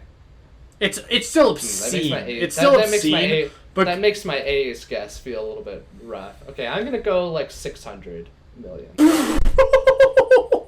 I don't know. For 1 year? Okay, I'm thinking about how many people are on a baseball team. It's hard to quantify. Okay, I'll go like 300. Okay, 300 million is a good guess. So, 300 million. The Yankees are actually making the exact number is 278. The A's? Okay. You know what's funny? Your guess of 40 million was closer than your guess of 150 million. They were set to spend 57 million on their team, which means so it's literally it's literally the same amount. If they brought on, let's think about it like this: how many people are on a baseball? This is math with Simon. That's how you know the math's probably going to be wrong. But follow me here, okay? Follow me here. Let's think about it like this: there are 9 people in the starting, like the batting order. 9 people in the batting order. You probably have 5 starting pitchers, so 14. Throw in, I don't know, another 5 relievers, right? 5 relievers, 19 players, right? And then you probably have maybe, how many bench players? Like 4? So that would make it, let's say 23. 23 seems like a fair number for a full baseball team, right? So think about it like this.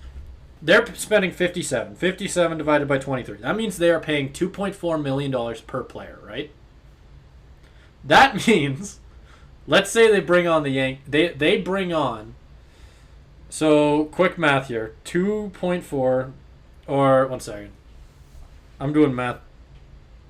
Give me a second. If they brought on Aaron Judge, they wouldn't even be able to fill a full batting order. They would only be able to sign 7 additional players. The Athletics, which really does show how unfair the league is. Because think about it like this. It's not like Aaron Judge is the only guy on a big contract on the Yankees. You should see Stanton's contract. That's another big one. Hell, Rodon, another big one. There are multiple people who are on the Yankees who are making 2 Yankees players are worth probably close to double, probably more than double, like the A's. Right? Like, you got to think about it like that, where it's just nuts. It's nuts how unfair it is. I took way too long doing that math. That was embarrassing. But, like, I ain't no mathematician, big dog. I think it's a good way to quantify it. It is. It's a good way to quantify it. I wanted to look into the actual math of that, because that's something I've thought for a while. Because everybody's been hearing, I don't know if you've heard this, but I feel like I've heard at least once how people have thought, maybe Ohtani will go to the A's.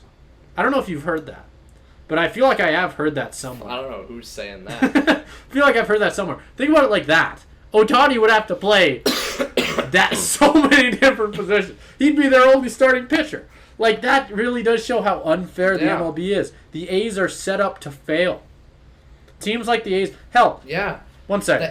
The A's will never win a World Series. Hey, like, 1 second. I don't know. I don't actually know if they've won one in their history, but if they haven't, they're never getting one. The A's, 1 second. So 2023, okay, I have it in front of me. The A's actually ended up getting to 61 million, right? The next closest is the Pirates at 68 million. Okay. We've gone in a complete tangent from the Yankees. But welcome to the Trick Play podcast.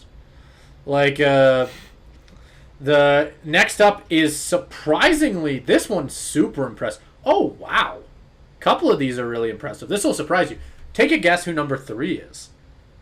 And I will give you a hint. In terms of the lowest payrolls? I will give you a hint. They are a divisional leader right now, I believe. Ooh, Tampa Bay? No, Tampa Baltimore. Bay is 4. Baltimore is 3.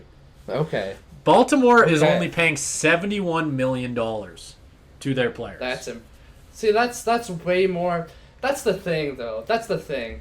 It's all the Moneyball shit, too. Where it's like, Moneyball is an interesting movie because it shows just how much more teams like the A's have to try to be good at anything.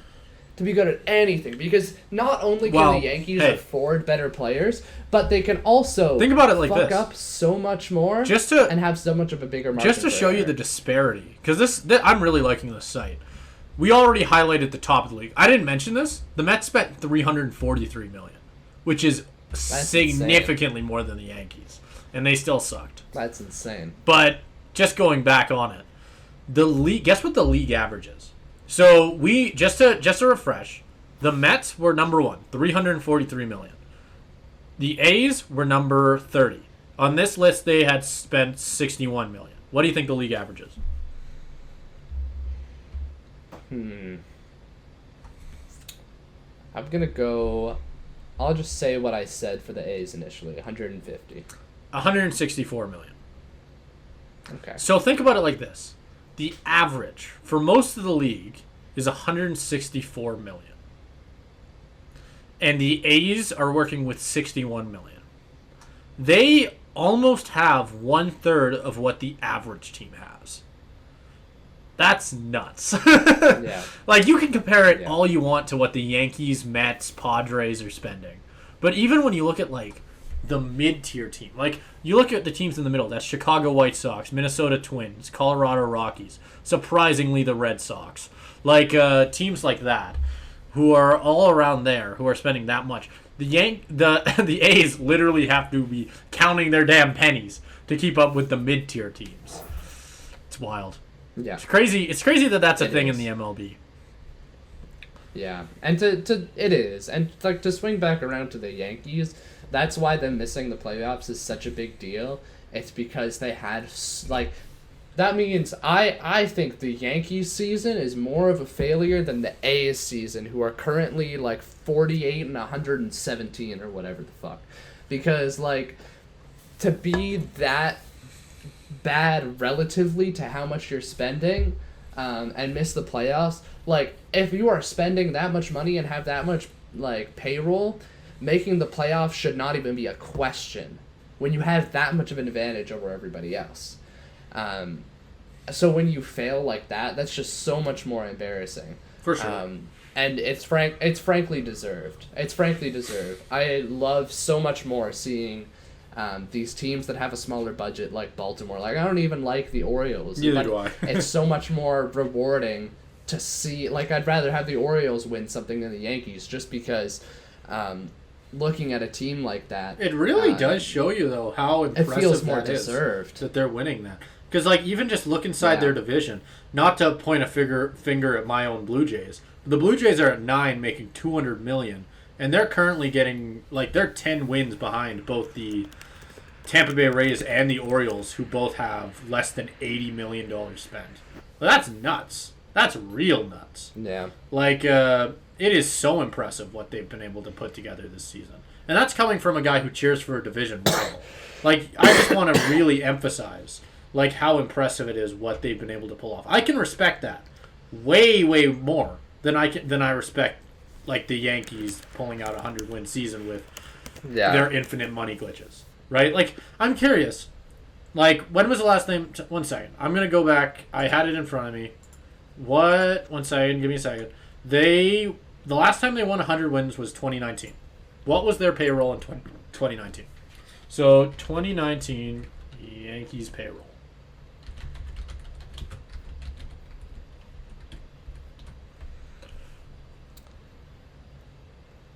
No way that's right.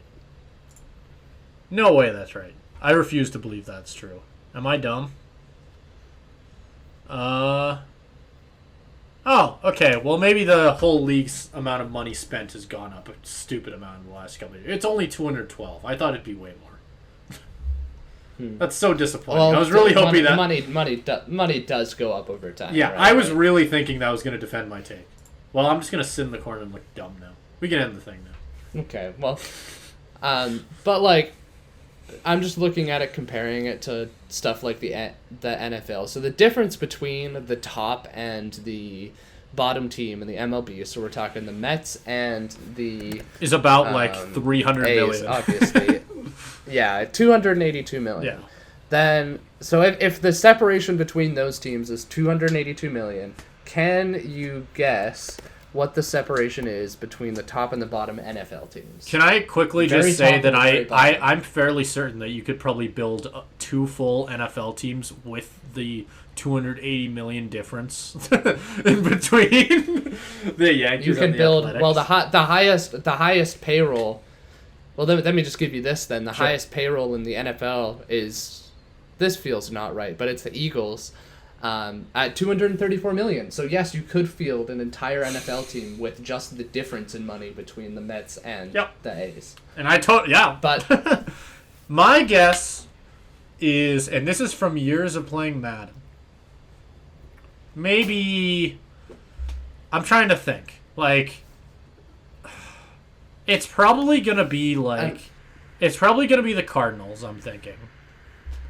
it's actually not. Is it It's really? a team that's very surprising. Is it? The Cardinals are actually, it's very surprising. I'm honestly shocked and a little bit scared. The Cardinals are 28th, so they're not A like, little paying bit a whole scared. lot, but Okay, so they're a good team.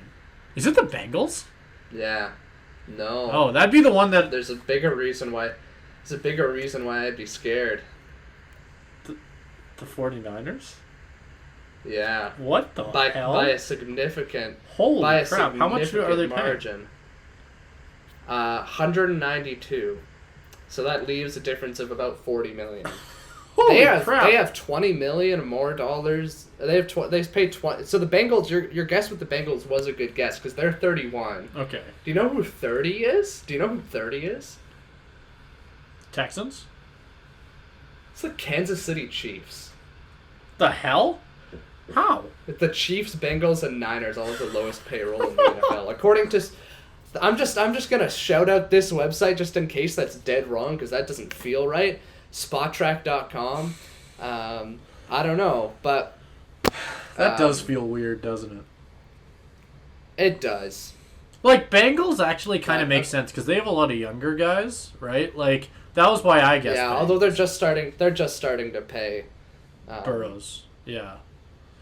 Yeah. Like, Although I do think like some teams are cap wizards, right? So yeah, like that's true.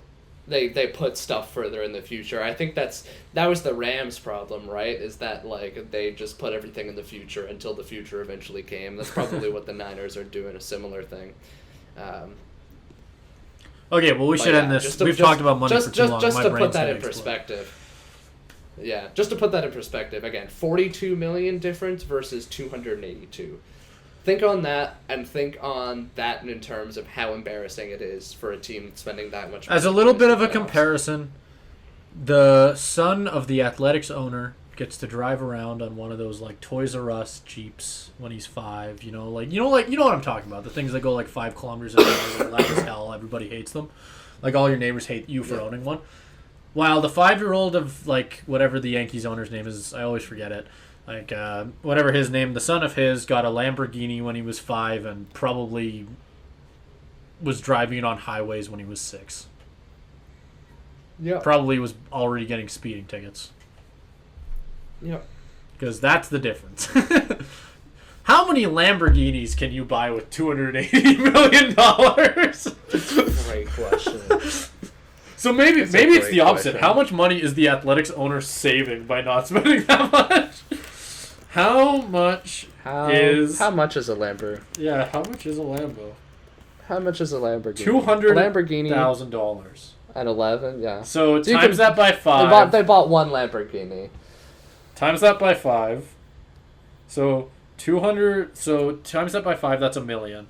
Oh yeah. So 5 So times 282 is like 1,410. That's how much Lamborghinis you can buy with that. Oh, that's amazing. Fill an entire parking structure with that. Build an entire baseball stadium. Yankee Stadium is filled with Lambos. Oh, you love to see it. It is time for your weekly football. We gonna football. It's time. What a great intro. I'm tired. Let's get into it. We just had week 3. It's kind of weird that we're doing this at the end. Normally we do this at the beginning, so I'm trying to figure out where to start with this. We're probably just going to break down a couple games this week. I didn't get to watch a lot of them. I didn't get to watch a lot of the action. I know Caleb got to watch, I want to say, a majority of this, right? Like, we got to see quite a bit of, or he got to see quite a bit of this. I'll do my best to just follow along. We're going to break down what happened, maybe get down into some of the nitty-gritty. I know Caleb wanted to talk a little bit about Justin Fields if we get a chance to maybe talk about that. We'll see how much time we got towards the back end of this thing. But let's see. Well, we can start off. We've got Chargers and Vikings, which I remember hearing was a really, really good game. Caleb, what do you think on What did you think on it? So I watch Red Zone, obviously, because that's the only way you can really get everything. This is a game where it feels like an event. It feels like an event because these two teams, there's just, they're the two teams where, like, chargering is a verb, right? You can charger like they did in the playoffs against the Jags, where you can just insanely, like, plummet off the face of the earth. Same thing with the Vikings. They are both, I don't know what the word is. They're the franchises with the most personality. You don't know what they're going to do from week to week. And they both have had very interesting starts to the season where they have both come in with huge expectations and completely shit the bed. They've had a couple games that they lost to good teams, Chargers, Dolphins, Vikings, Eagles. Then they've had a couple games where they shit the bed against opponents they should have beat. Vikings, Bucks, and Chargers, Titans. And they're coming into this game knowing that an 0-3 start pretty much, it doesn't doom you for the playoffs, but that means you have to go, 10-3 the rest of the way. I guess either 11-3, 10-4 with the extra games. But that's hard to do. So it really does put the playoffs kind of out of reach. So this was a huge game. And it was the most, I think, to put it into a single play, the play that defined the game for me is, because Justin Herbert played great. He played a great game. And he has one shitty throw. It's a throw that goes right into the hands of a Vikings defender. And this play should be an instant pick. But it bounces right off of the middle of the hands of the Vikings defender up in the air and caught by the Chargers receiver for the game-winning touchdown. If that's not the most Vikings play of the last, few years, then I don't know what is. Props to the Chargers for getting this win. Their season looks a lot more salvaged. Vikings fans, it's rough. You can continue to show the Kirk Cousins graphic of him throwing for 6,000 yards and 51 touchdowns and 9 picks and going 0-17. It's going to be nuts. Best season ever. Wins MVP without a win. Yeah. Only win he gets all year. At this point, it's starting to look like that because we talked about this last episode, but their schedule is not getting any easier, right? They'll probably pick up a win next week against the Panthers, but then they've got the Chiefs and Niners on their schedule. We don't know because, you thought they were going to do that against the Bucks.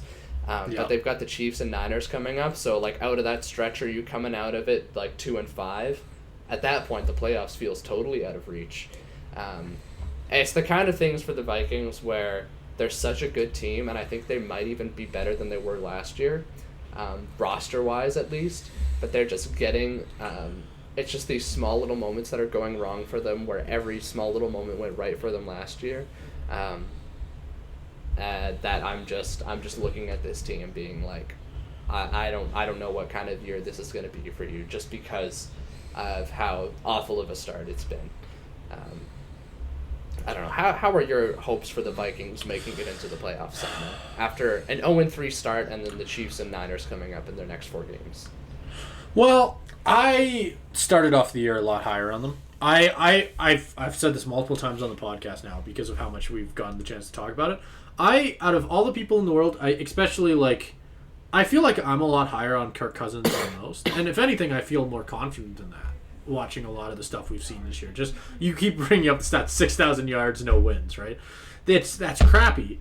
But I feel like a lot of these losses aren't necessarily his fault. He still has looked good in most of them. I don't know. Because, yeah, you made a very good point about their schedule being tough. They're in a very, very tough division. Sure, like, I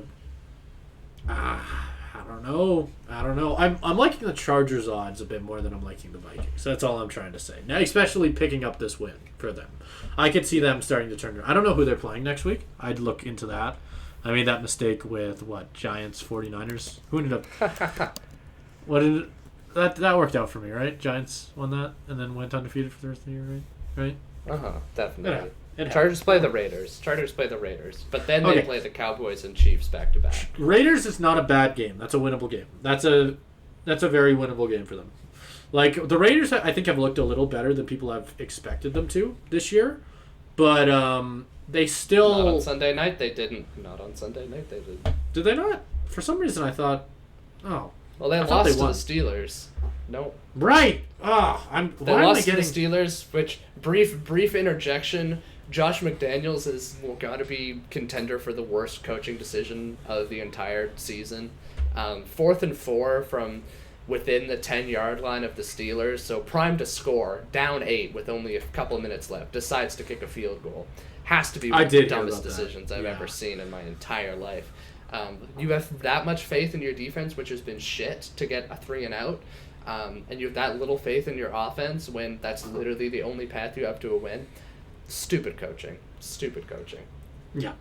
But that's what I'm basically trying to say. I think, maybe not last weekend, but I think other than that, I'm talking out of my ass. I feel like I've heard that they've been good. Despite, I will say I've worked a lot of weekends lately, so I haven't been able to watch a lot of NFL games. Just throwing that out there. So if I make a bad take, I don't know. I'm sorry. They're fine. They're average. Fine. The Chargers should win. They are... Why is there not a record here? Why are you not showing me a record? 1-2. They're 1-2. They're 1-2. That's worse than I thought they were, actually. But they beat the Broncos by 1 point. Got ass slapped by the Bills. All I'm saying is that they're better than people thought they were going to be. I think probably, maybe, and that they will probably get mollywopped by the Chargers. Yeah, I think the Chargers will be fine. The Chargers. Now, will the Chargers make the playoffs is another question, like getting off to that 0-2 start, because if you watched our AFC preview, you know how competitive we think this AFC is going to be, especially with teams overperforming that we didn't think would overperform, like the Browns, who are doing surprisingly good. There's a couple teams in that realm. Obviously, there's some teams that have underperformed, like the Jets, for obvious reasons, but it's still going to be tougher to get a spot there, but... The Vikings, it just does seem that they lack the kind of killer instinct that they once had.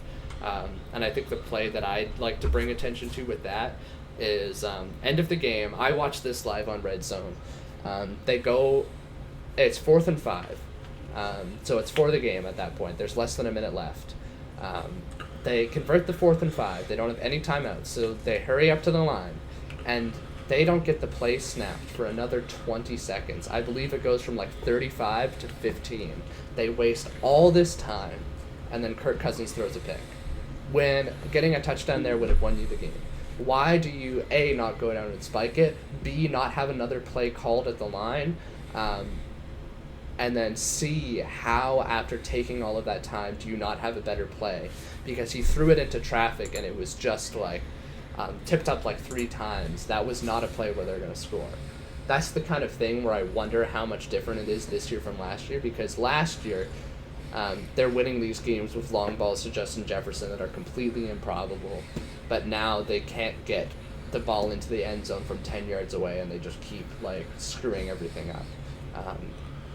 And it really does feel more like karma than anything. But I don't know. It's an interesting dilemma that they're in, and it's one that I think I think they have the talent to make the playoffs, but they've certainly dug themselves a big hole, and they need to relearn how to win these close games, because if they keep coming out of games like this, coming out so flat in this last 5 minutes, and just having this many mental mistakes, it doesn't matter how good Kirk Cousins plays, they're going to get swept under the rug by both the Lions and this resurgent Packers team. But hey, at least they're better than the Bears. Yep. Exactly. At least they're better than the Bears. We can move on. Yeah. The next one we have in the docket is Cardinals and Cowboys, which is, when I saw the score of this one, it's safe to say I was pretty shocked. This was another one. Didn't get the chance to watch, so I'm going to let you again, Caleb, take this one, because I'm sure you have a couple things to say, and I'll bounce off what you say. But even just looking at the stats for this one, absolutely nuts. I think this is... I think we're starting to actually... I didn't watch it. I feel like... I'm so scared when we're doing this segment of, like, saying something stupid, but how the hell did, like... I don't know. I feel like Josh Dobbs... Where did he come from? Like, that's what I'll say. Like, yeah. It feels like I don't even think the Cardinals know where he came from. Like, he's really starting to look like an actual good quarterback. Yeah, see, he is. 17 for 21, 189 yards. It's not bad. It's an extremely efficient performance. And the funny thing is, I don't know if you saw this video. I saw it online earlier today. He went to go buy his own jersey. Yes, you cannot that's buy what I was referring to when I said jersey. I don't even know if the Cardinals know where he came from. Yeah. That was so funny. Yeah, you can't even buy a Joshua. They don't have a jersey for their quarterback. Which actually makes me wonder if the Seahawks last year had a jersey at week 1 for Geno Smith. Do you think they did? I think they did. Okay, just because at least he was on the team previously. Because Josh Dobbs, the thing that was so crazy about Josh Dobbs is they signed him. Do you think the Seahawks after, like, right the now, though, have like a roster, have a one for Drew Lock as another comparison? Oh, I'm sure they do. Really? Because, well, the thing for Josh Dobbs was that he went up to... It's not like he was looking in the team store for a jersey, because it's like, that's fair, like, they don't have one ready for him, like, hung up in the store. Okay, whatever. That's fine. But it's that he went to the custom jersey kiosk and pressed, like, player from roster, and it's everybody on the roster you can make a jersey for, and he's not on there. Yeah. Like, every number, 0, 1, 2, 3, 4, 5, 6, 7, and there's no 9. That's the funny part of it. Yeah. We should probably get into the actual game, but it is nuts. The Cowboys looked so good through their first 2 games, and just what the hell went wrong, Caleb? They were the best. Okay, well, the crazy thing is just how much this Cardinals offense decimated this Cowboys defense, especially with how good we thought the Cowboys would be. And now they lost not Stephon Diggs, other one, Trayvon Diggs. They lost Trayvon Diggs.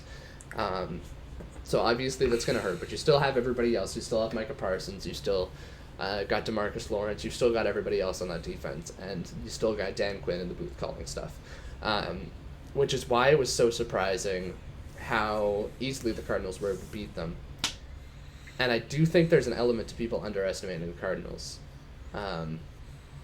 Because they definitely played down to their competition, and because again the Cardinals had to lead the entire game. This was not like an upstart performance where they just barely squeaked one out. They won by 2 scores, right?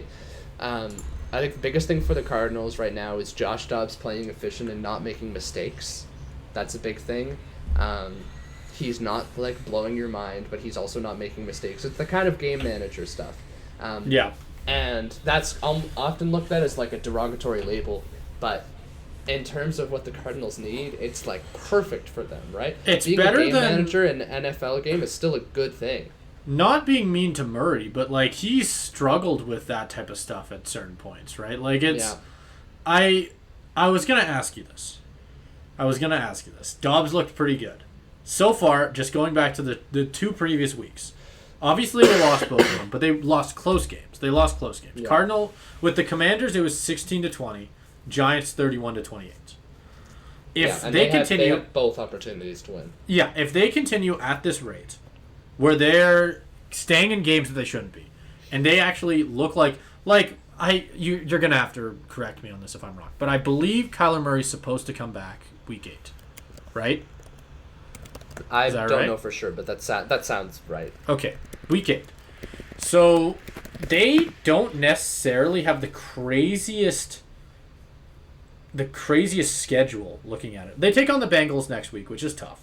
Bengals is tough. And Seahawks is tough too. They actually do kind of have a bit of a rough schedule. I missed Ravens. But then you got Niners, Browns, Bengals, Falcons, Rams, Texans. Seahawks. So 4, Yeah. 5, 6, 7, 8. Okay, never mind. I see your point. Like, yeah, they do kind of have a tough schedule, but still. The early part of their schedule is rough. And the fact that they're playing these, because like going into the seasons, Giants Cowboys is a rough stretch too, right? True.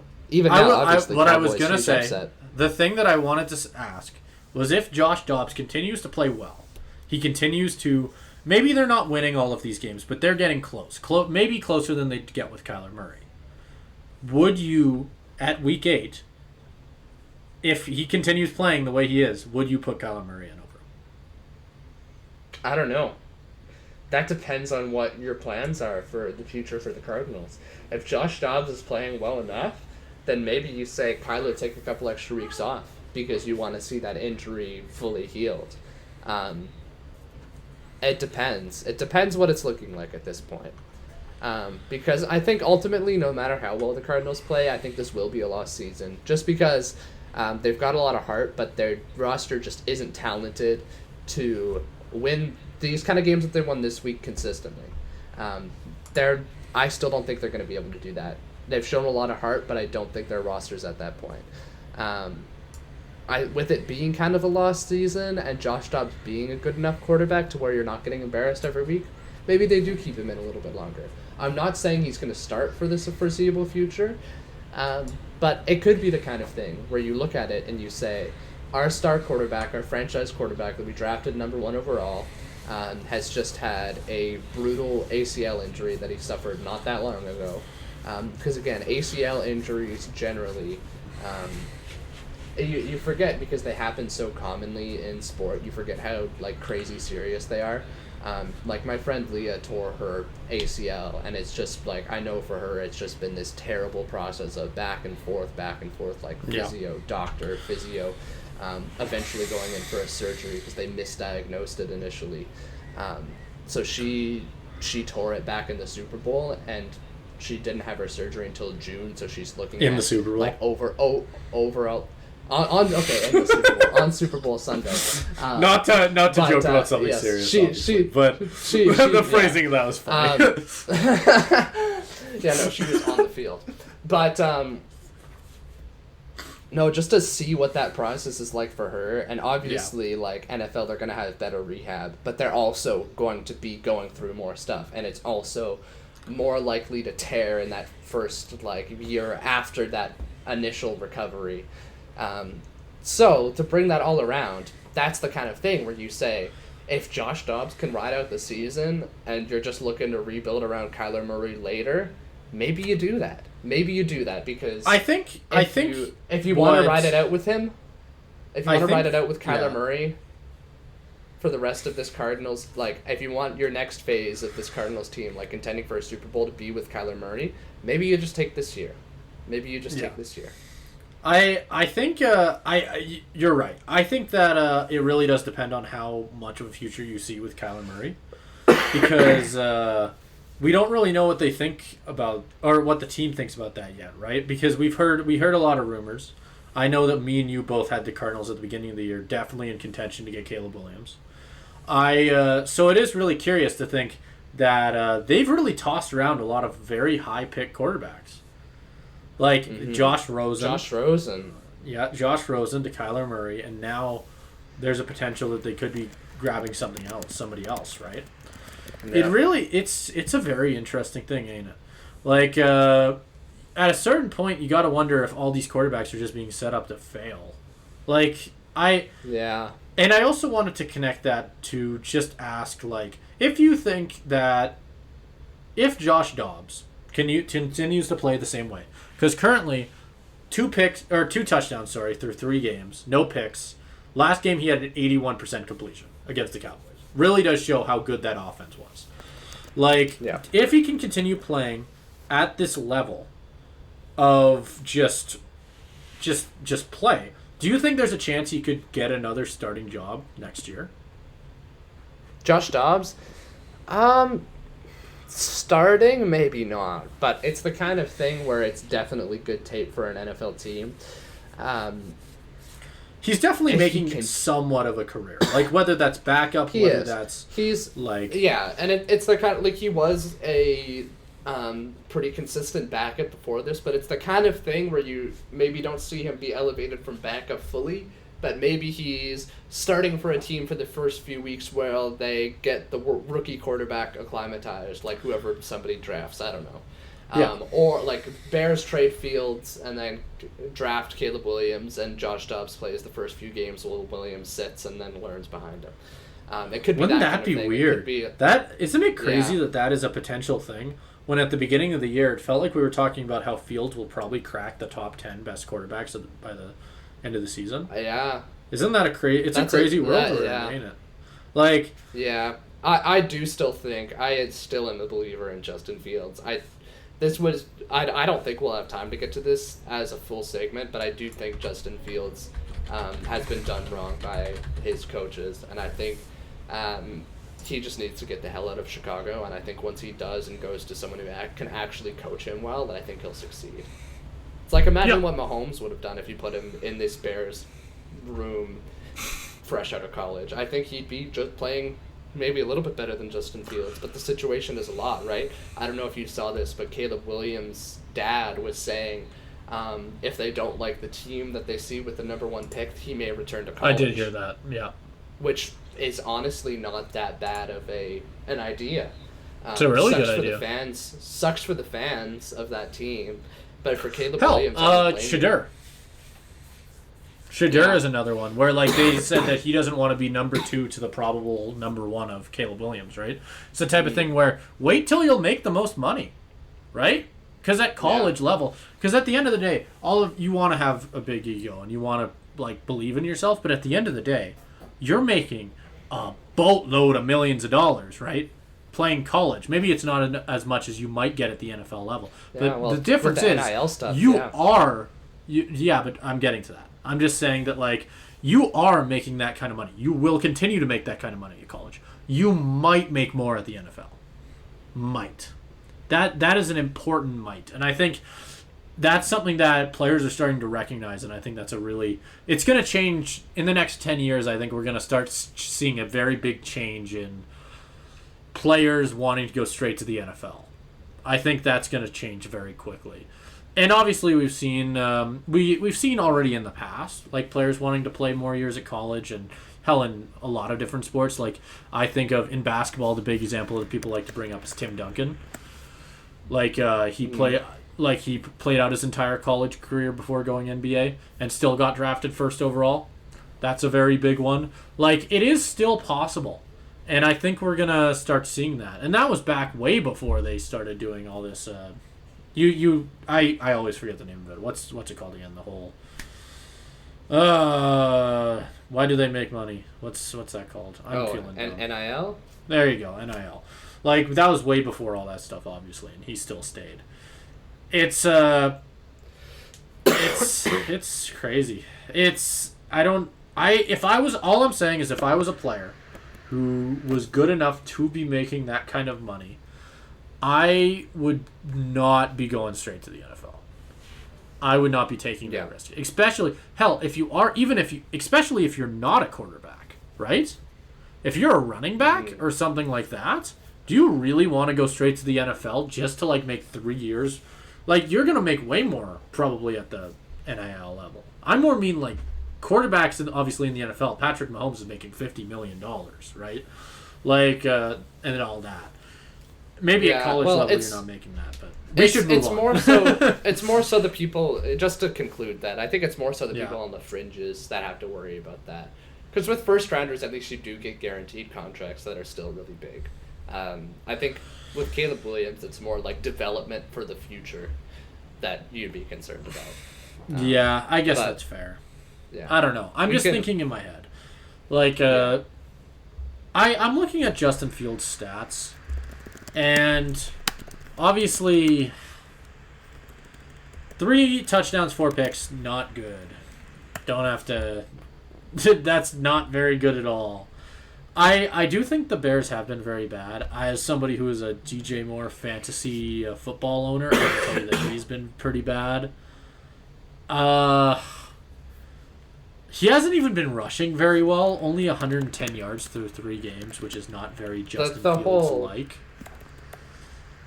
The whole Bears team has just been awful. That's a whole nother can of worms. Like, it's rough. It's hard to say that it's Fields' fault. Yeah. Okay, just to compare before we're done.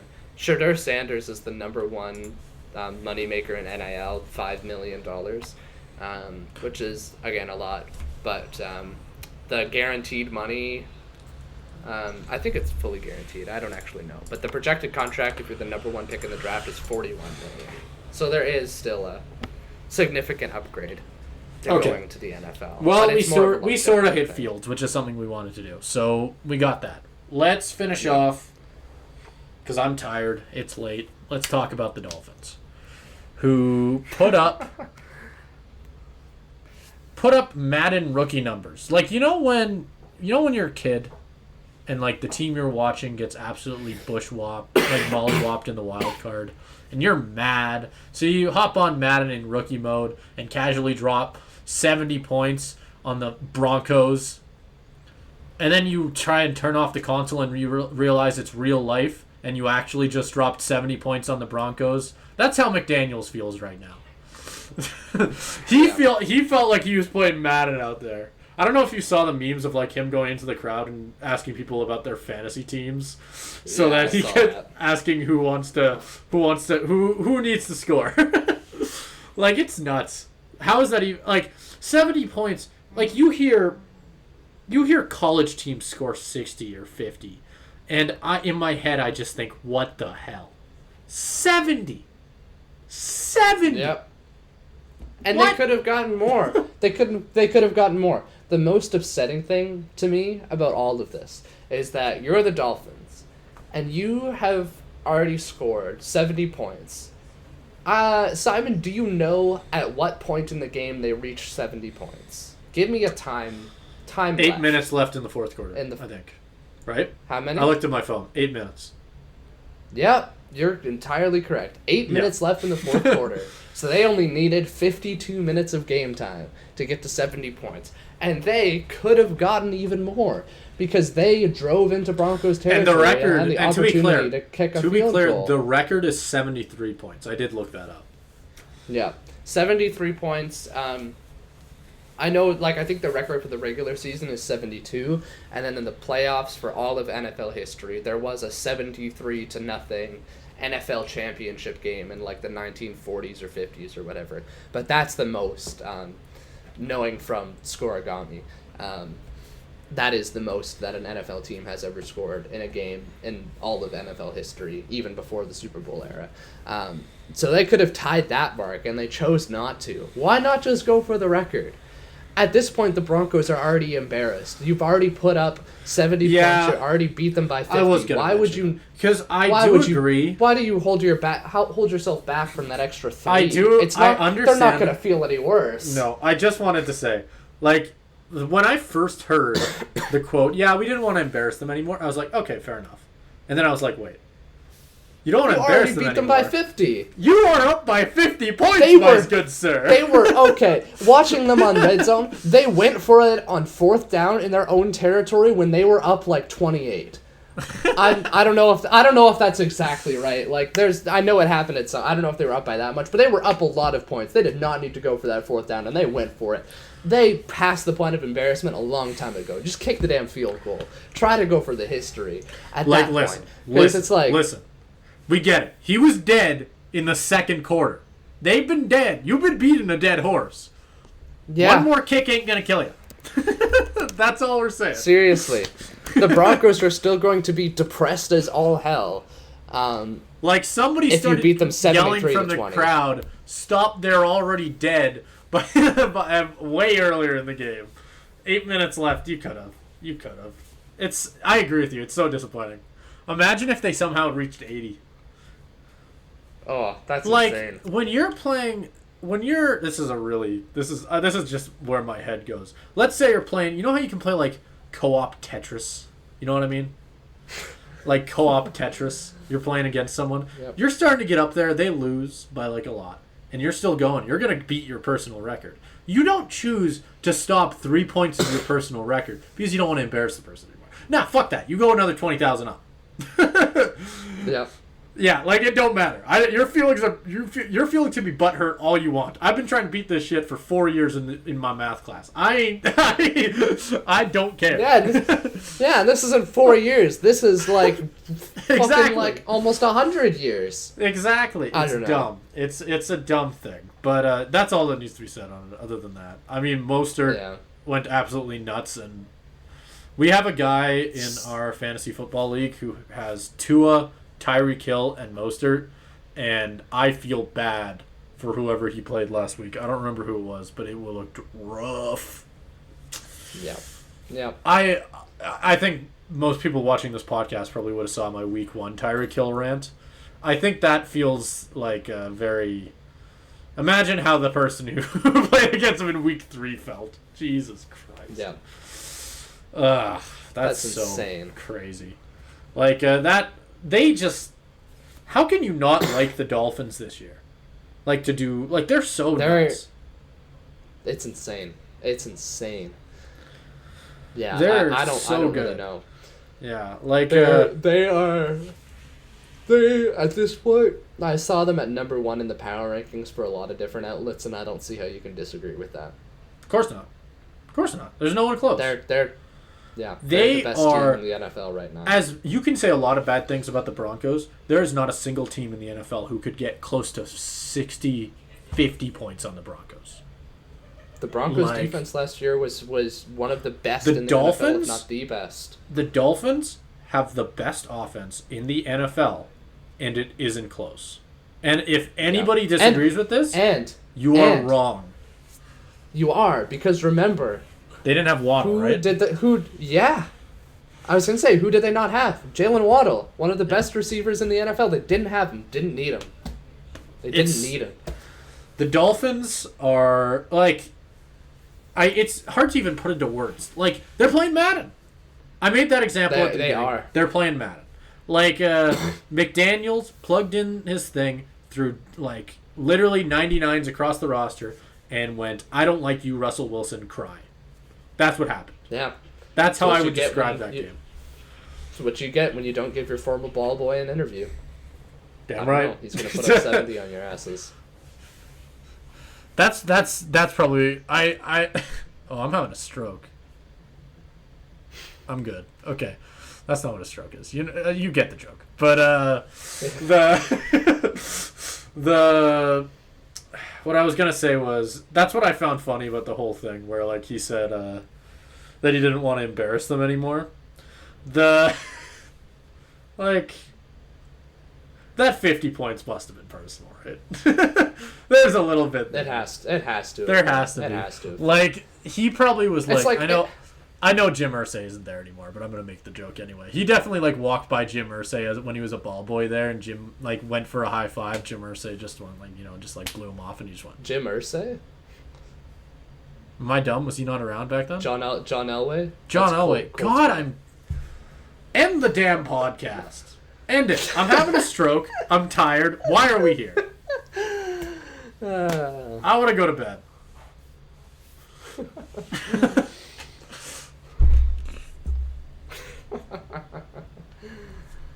That's a good place to end it.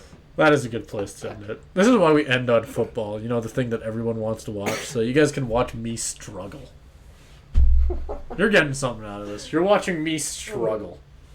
Like, I can talk about hockey. I can talk about basketball, MLB. The second we get to football, it's a downhill spiral. Go back and watch our other stuff. That was good. That was good. It was great. Get the hell out of here. Why are you here? Go watch something else. Oh, yeah. All right. Thank you, everybody, so much for watching. You guys know the deal by now. You know where to find us. We're over on Fresh Take, which is going to be in this corner. Got it. Oh, no, I got it wrong. Crap. Yeah, that's where we are. We did it. Yeah, we'll be there. Everywhere else you can find us, Instagram, TikTok, Twitter. You know the deal by now. But yeah, thank you for listening to us this week. My shout out for this week is going to go to, we got Simon with the sunglasses. I got it right this time. There you go. Perfect. Someone who's almost as cool as Simon with the sunglasses. This shout out goes to Bill Belichick. And now, Bill Belichick has a bit of a reputation as someone who doesn't like the media and is just kind of boring and says the same thing. But I think Bill Belichick is one of the funniest guys in the entire NFL. Because I don't know if you saw this, Simon, but there's been a whirlwind of stuff going around the NFL with Travis Kelce potentially dating Taylor Swift. And when Bill Belichick was asked about this, he didn't give a stock answer. He didn't say next question. He said the best thing I've heard anybody say about this entire situation. He says that's probably the best catch Kelce's got in his entire career. I think that is genuinely hilarious. What a guy. For Bill Belichick of all people to say that. It's such a good quote. That's amazing. For Bill Belichick, the best quotable of the NFL season so far. Good job, Bill. Keep it up. And for my shout out, and this really does go to show, I've done too many drink shout outs already because I'm running out of drinks. I don't even know if I would have shout this out yet, but the mini Peace Tea cans. You know, you can buy the boxes. Ooh. Oh, yeah. Ooh. I've drank 2. I don't know if you've been keeping track. I have, somewhat. I've drank 2. And a Pellegrino. It's a problem. That's okay. I'm going to die at 30. Look at the tower I've created. Ooh. That's nice. It is nice. That's nice. I was tempted to buy one of those packs of Peace Tea. They had them at my local Safeway, and they're good. I could have. I chose to get the liter of chocolate milk instead, which was still a good purchase, but I'm gonna judge you for that one. Oh, it's so good. It comes in this fancy little glass bottle that because I got this on Sunday to watch football with, and I downed this entire thing. This shit was so good. You got like the actual like that's legit awesome, milk actually. bottle. I was chugging this shit back while watching Red Zone. It was great. That's it. Go watch something else. I'm tired.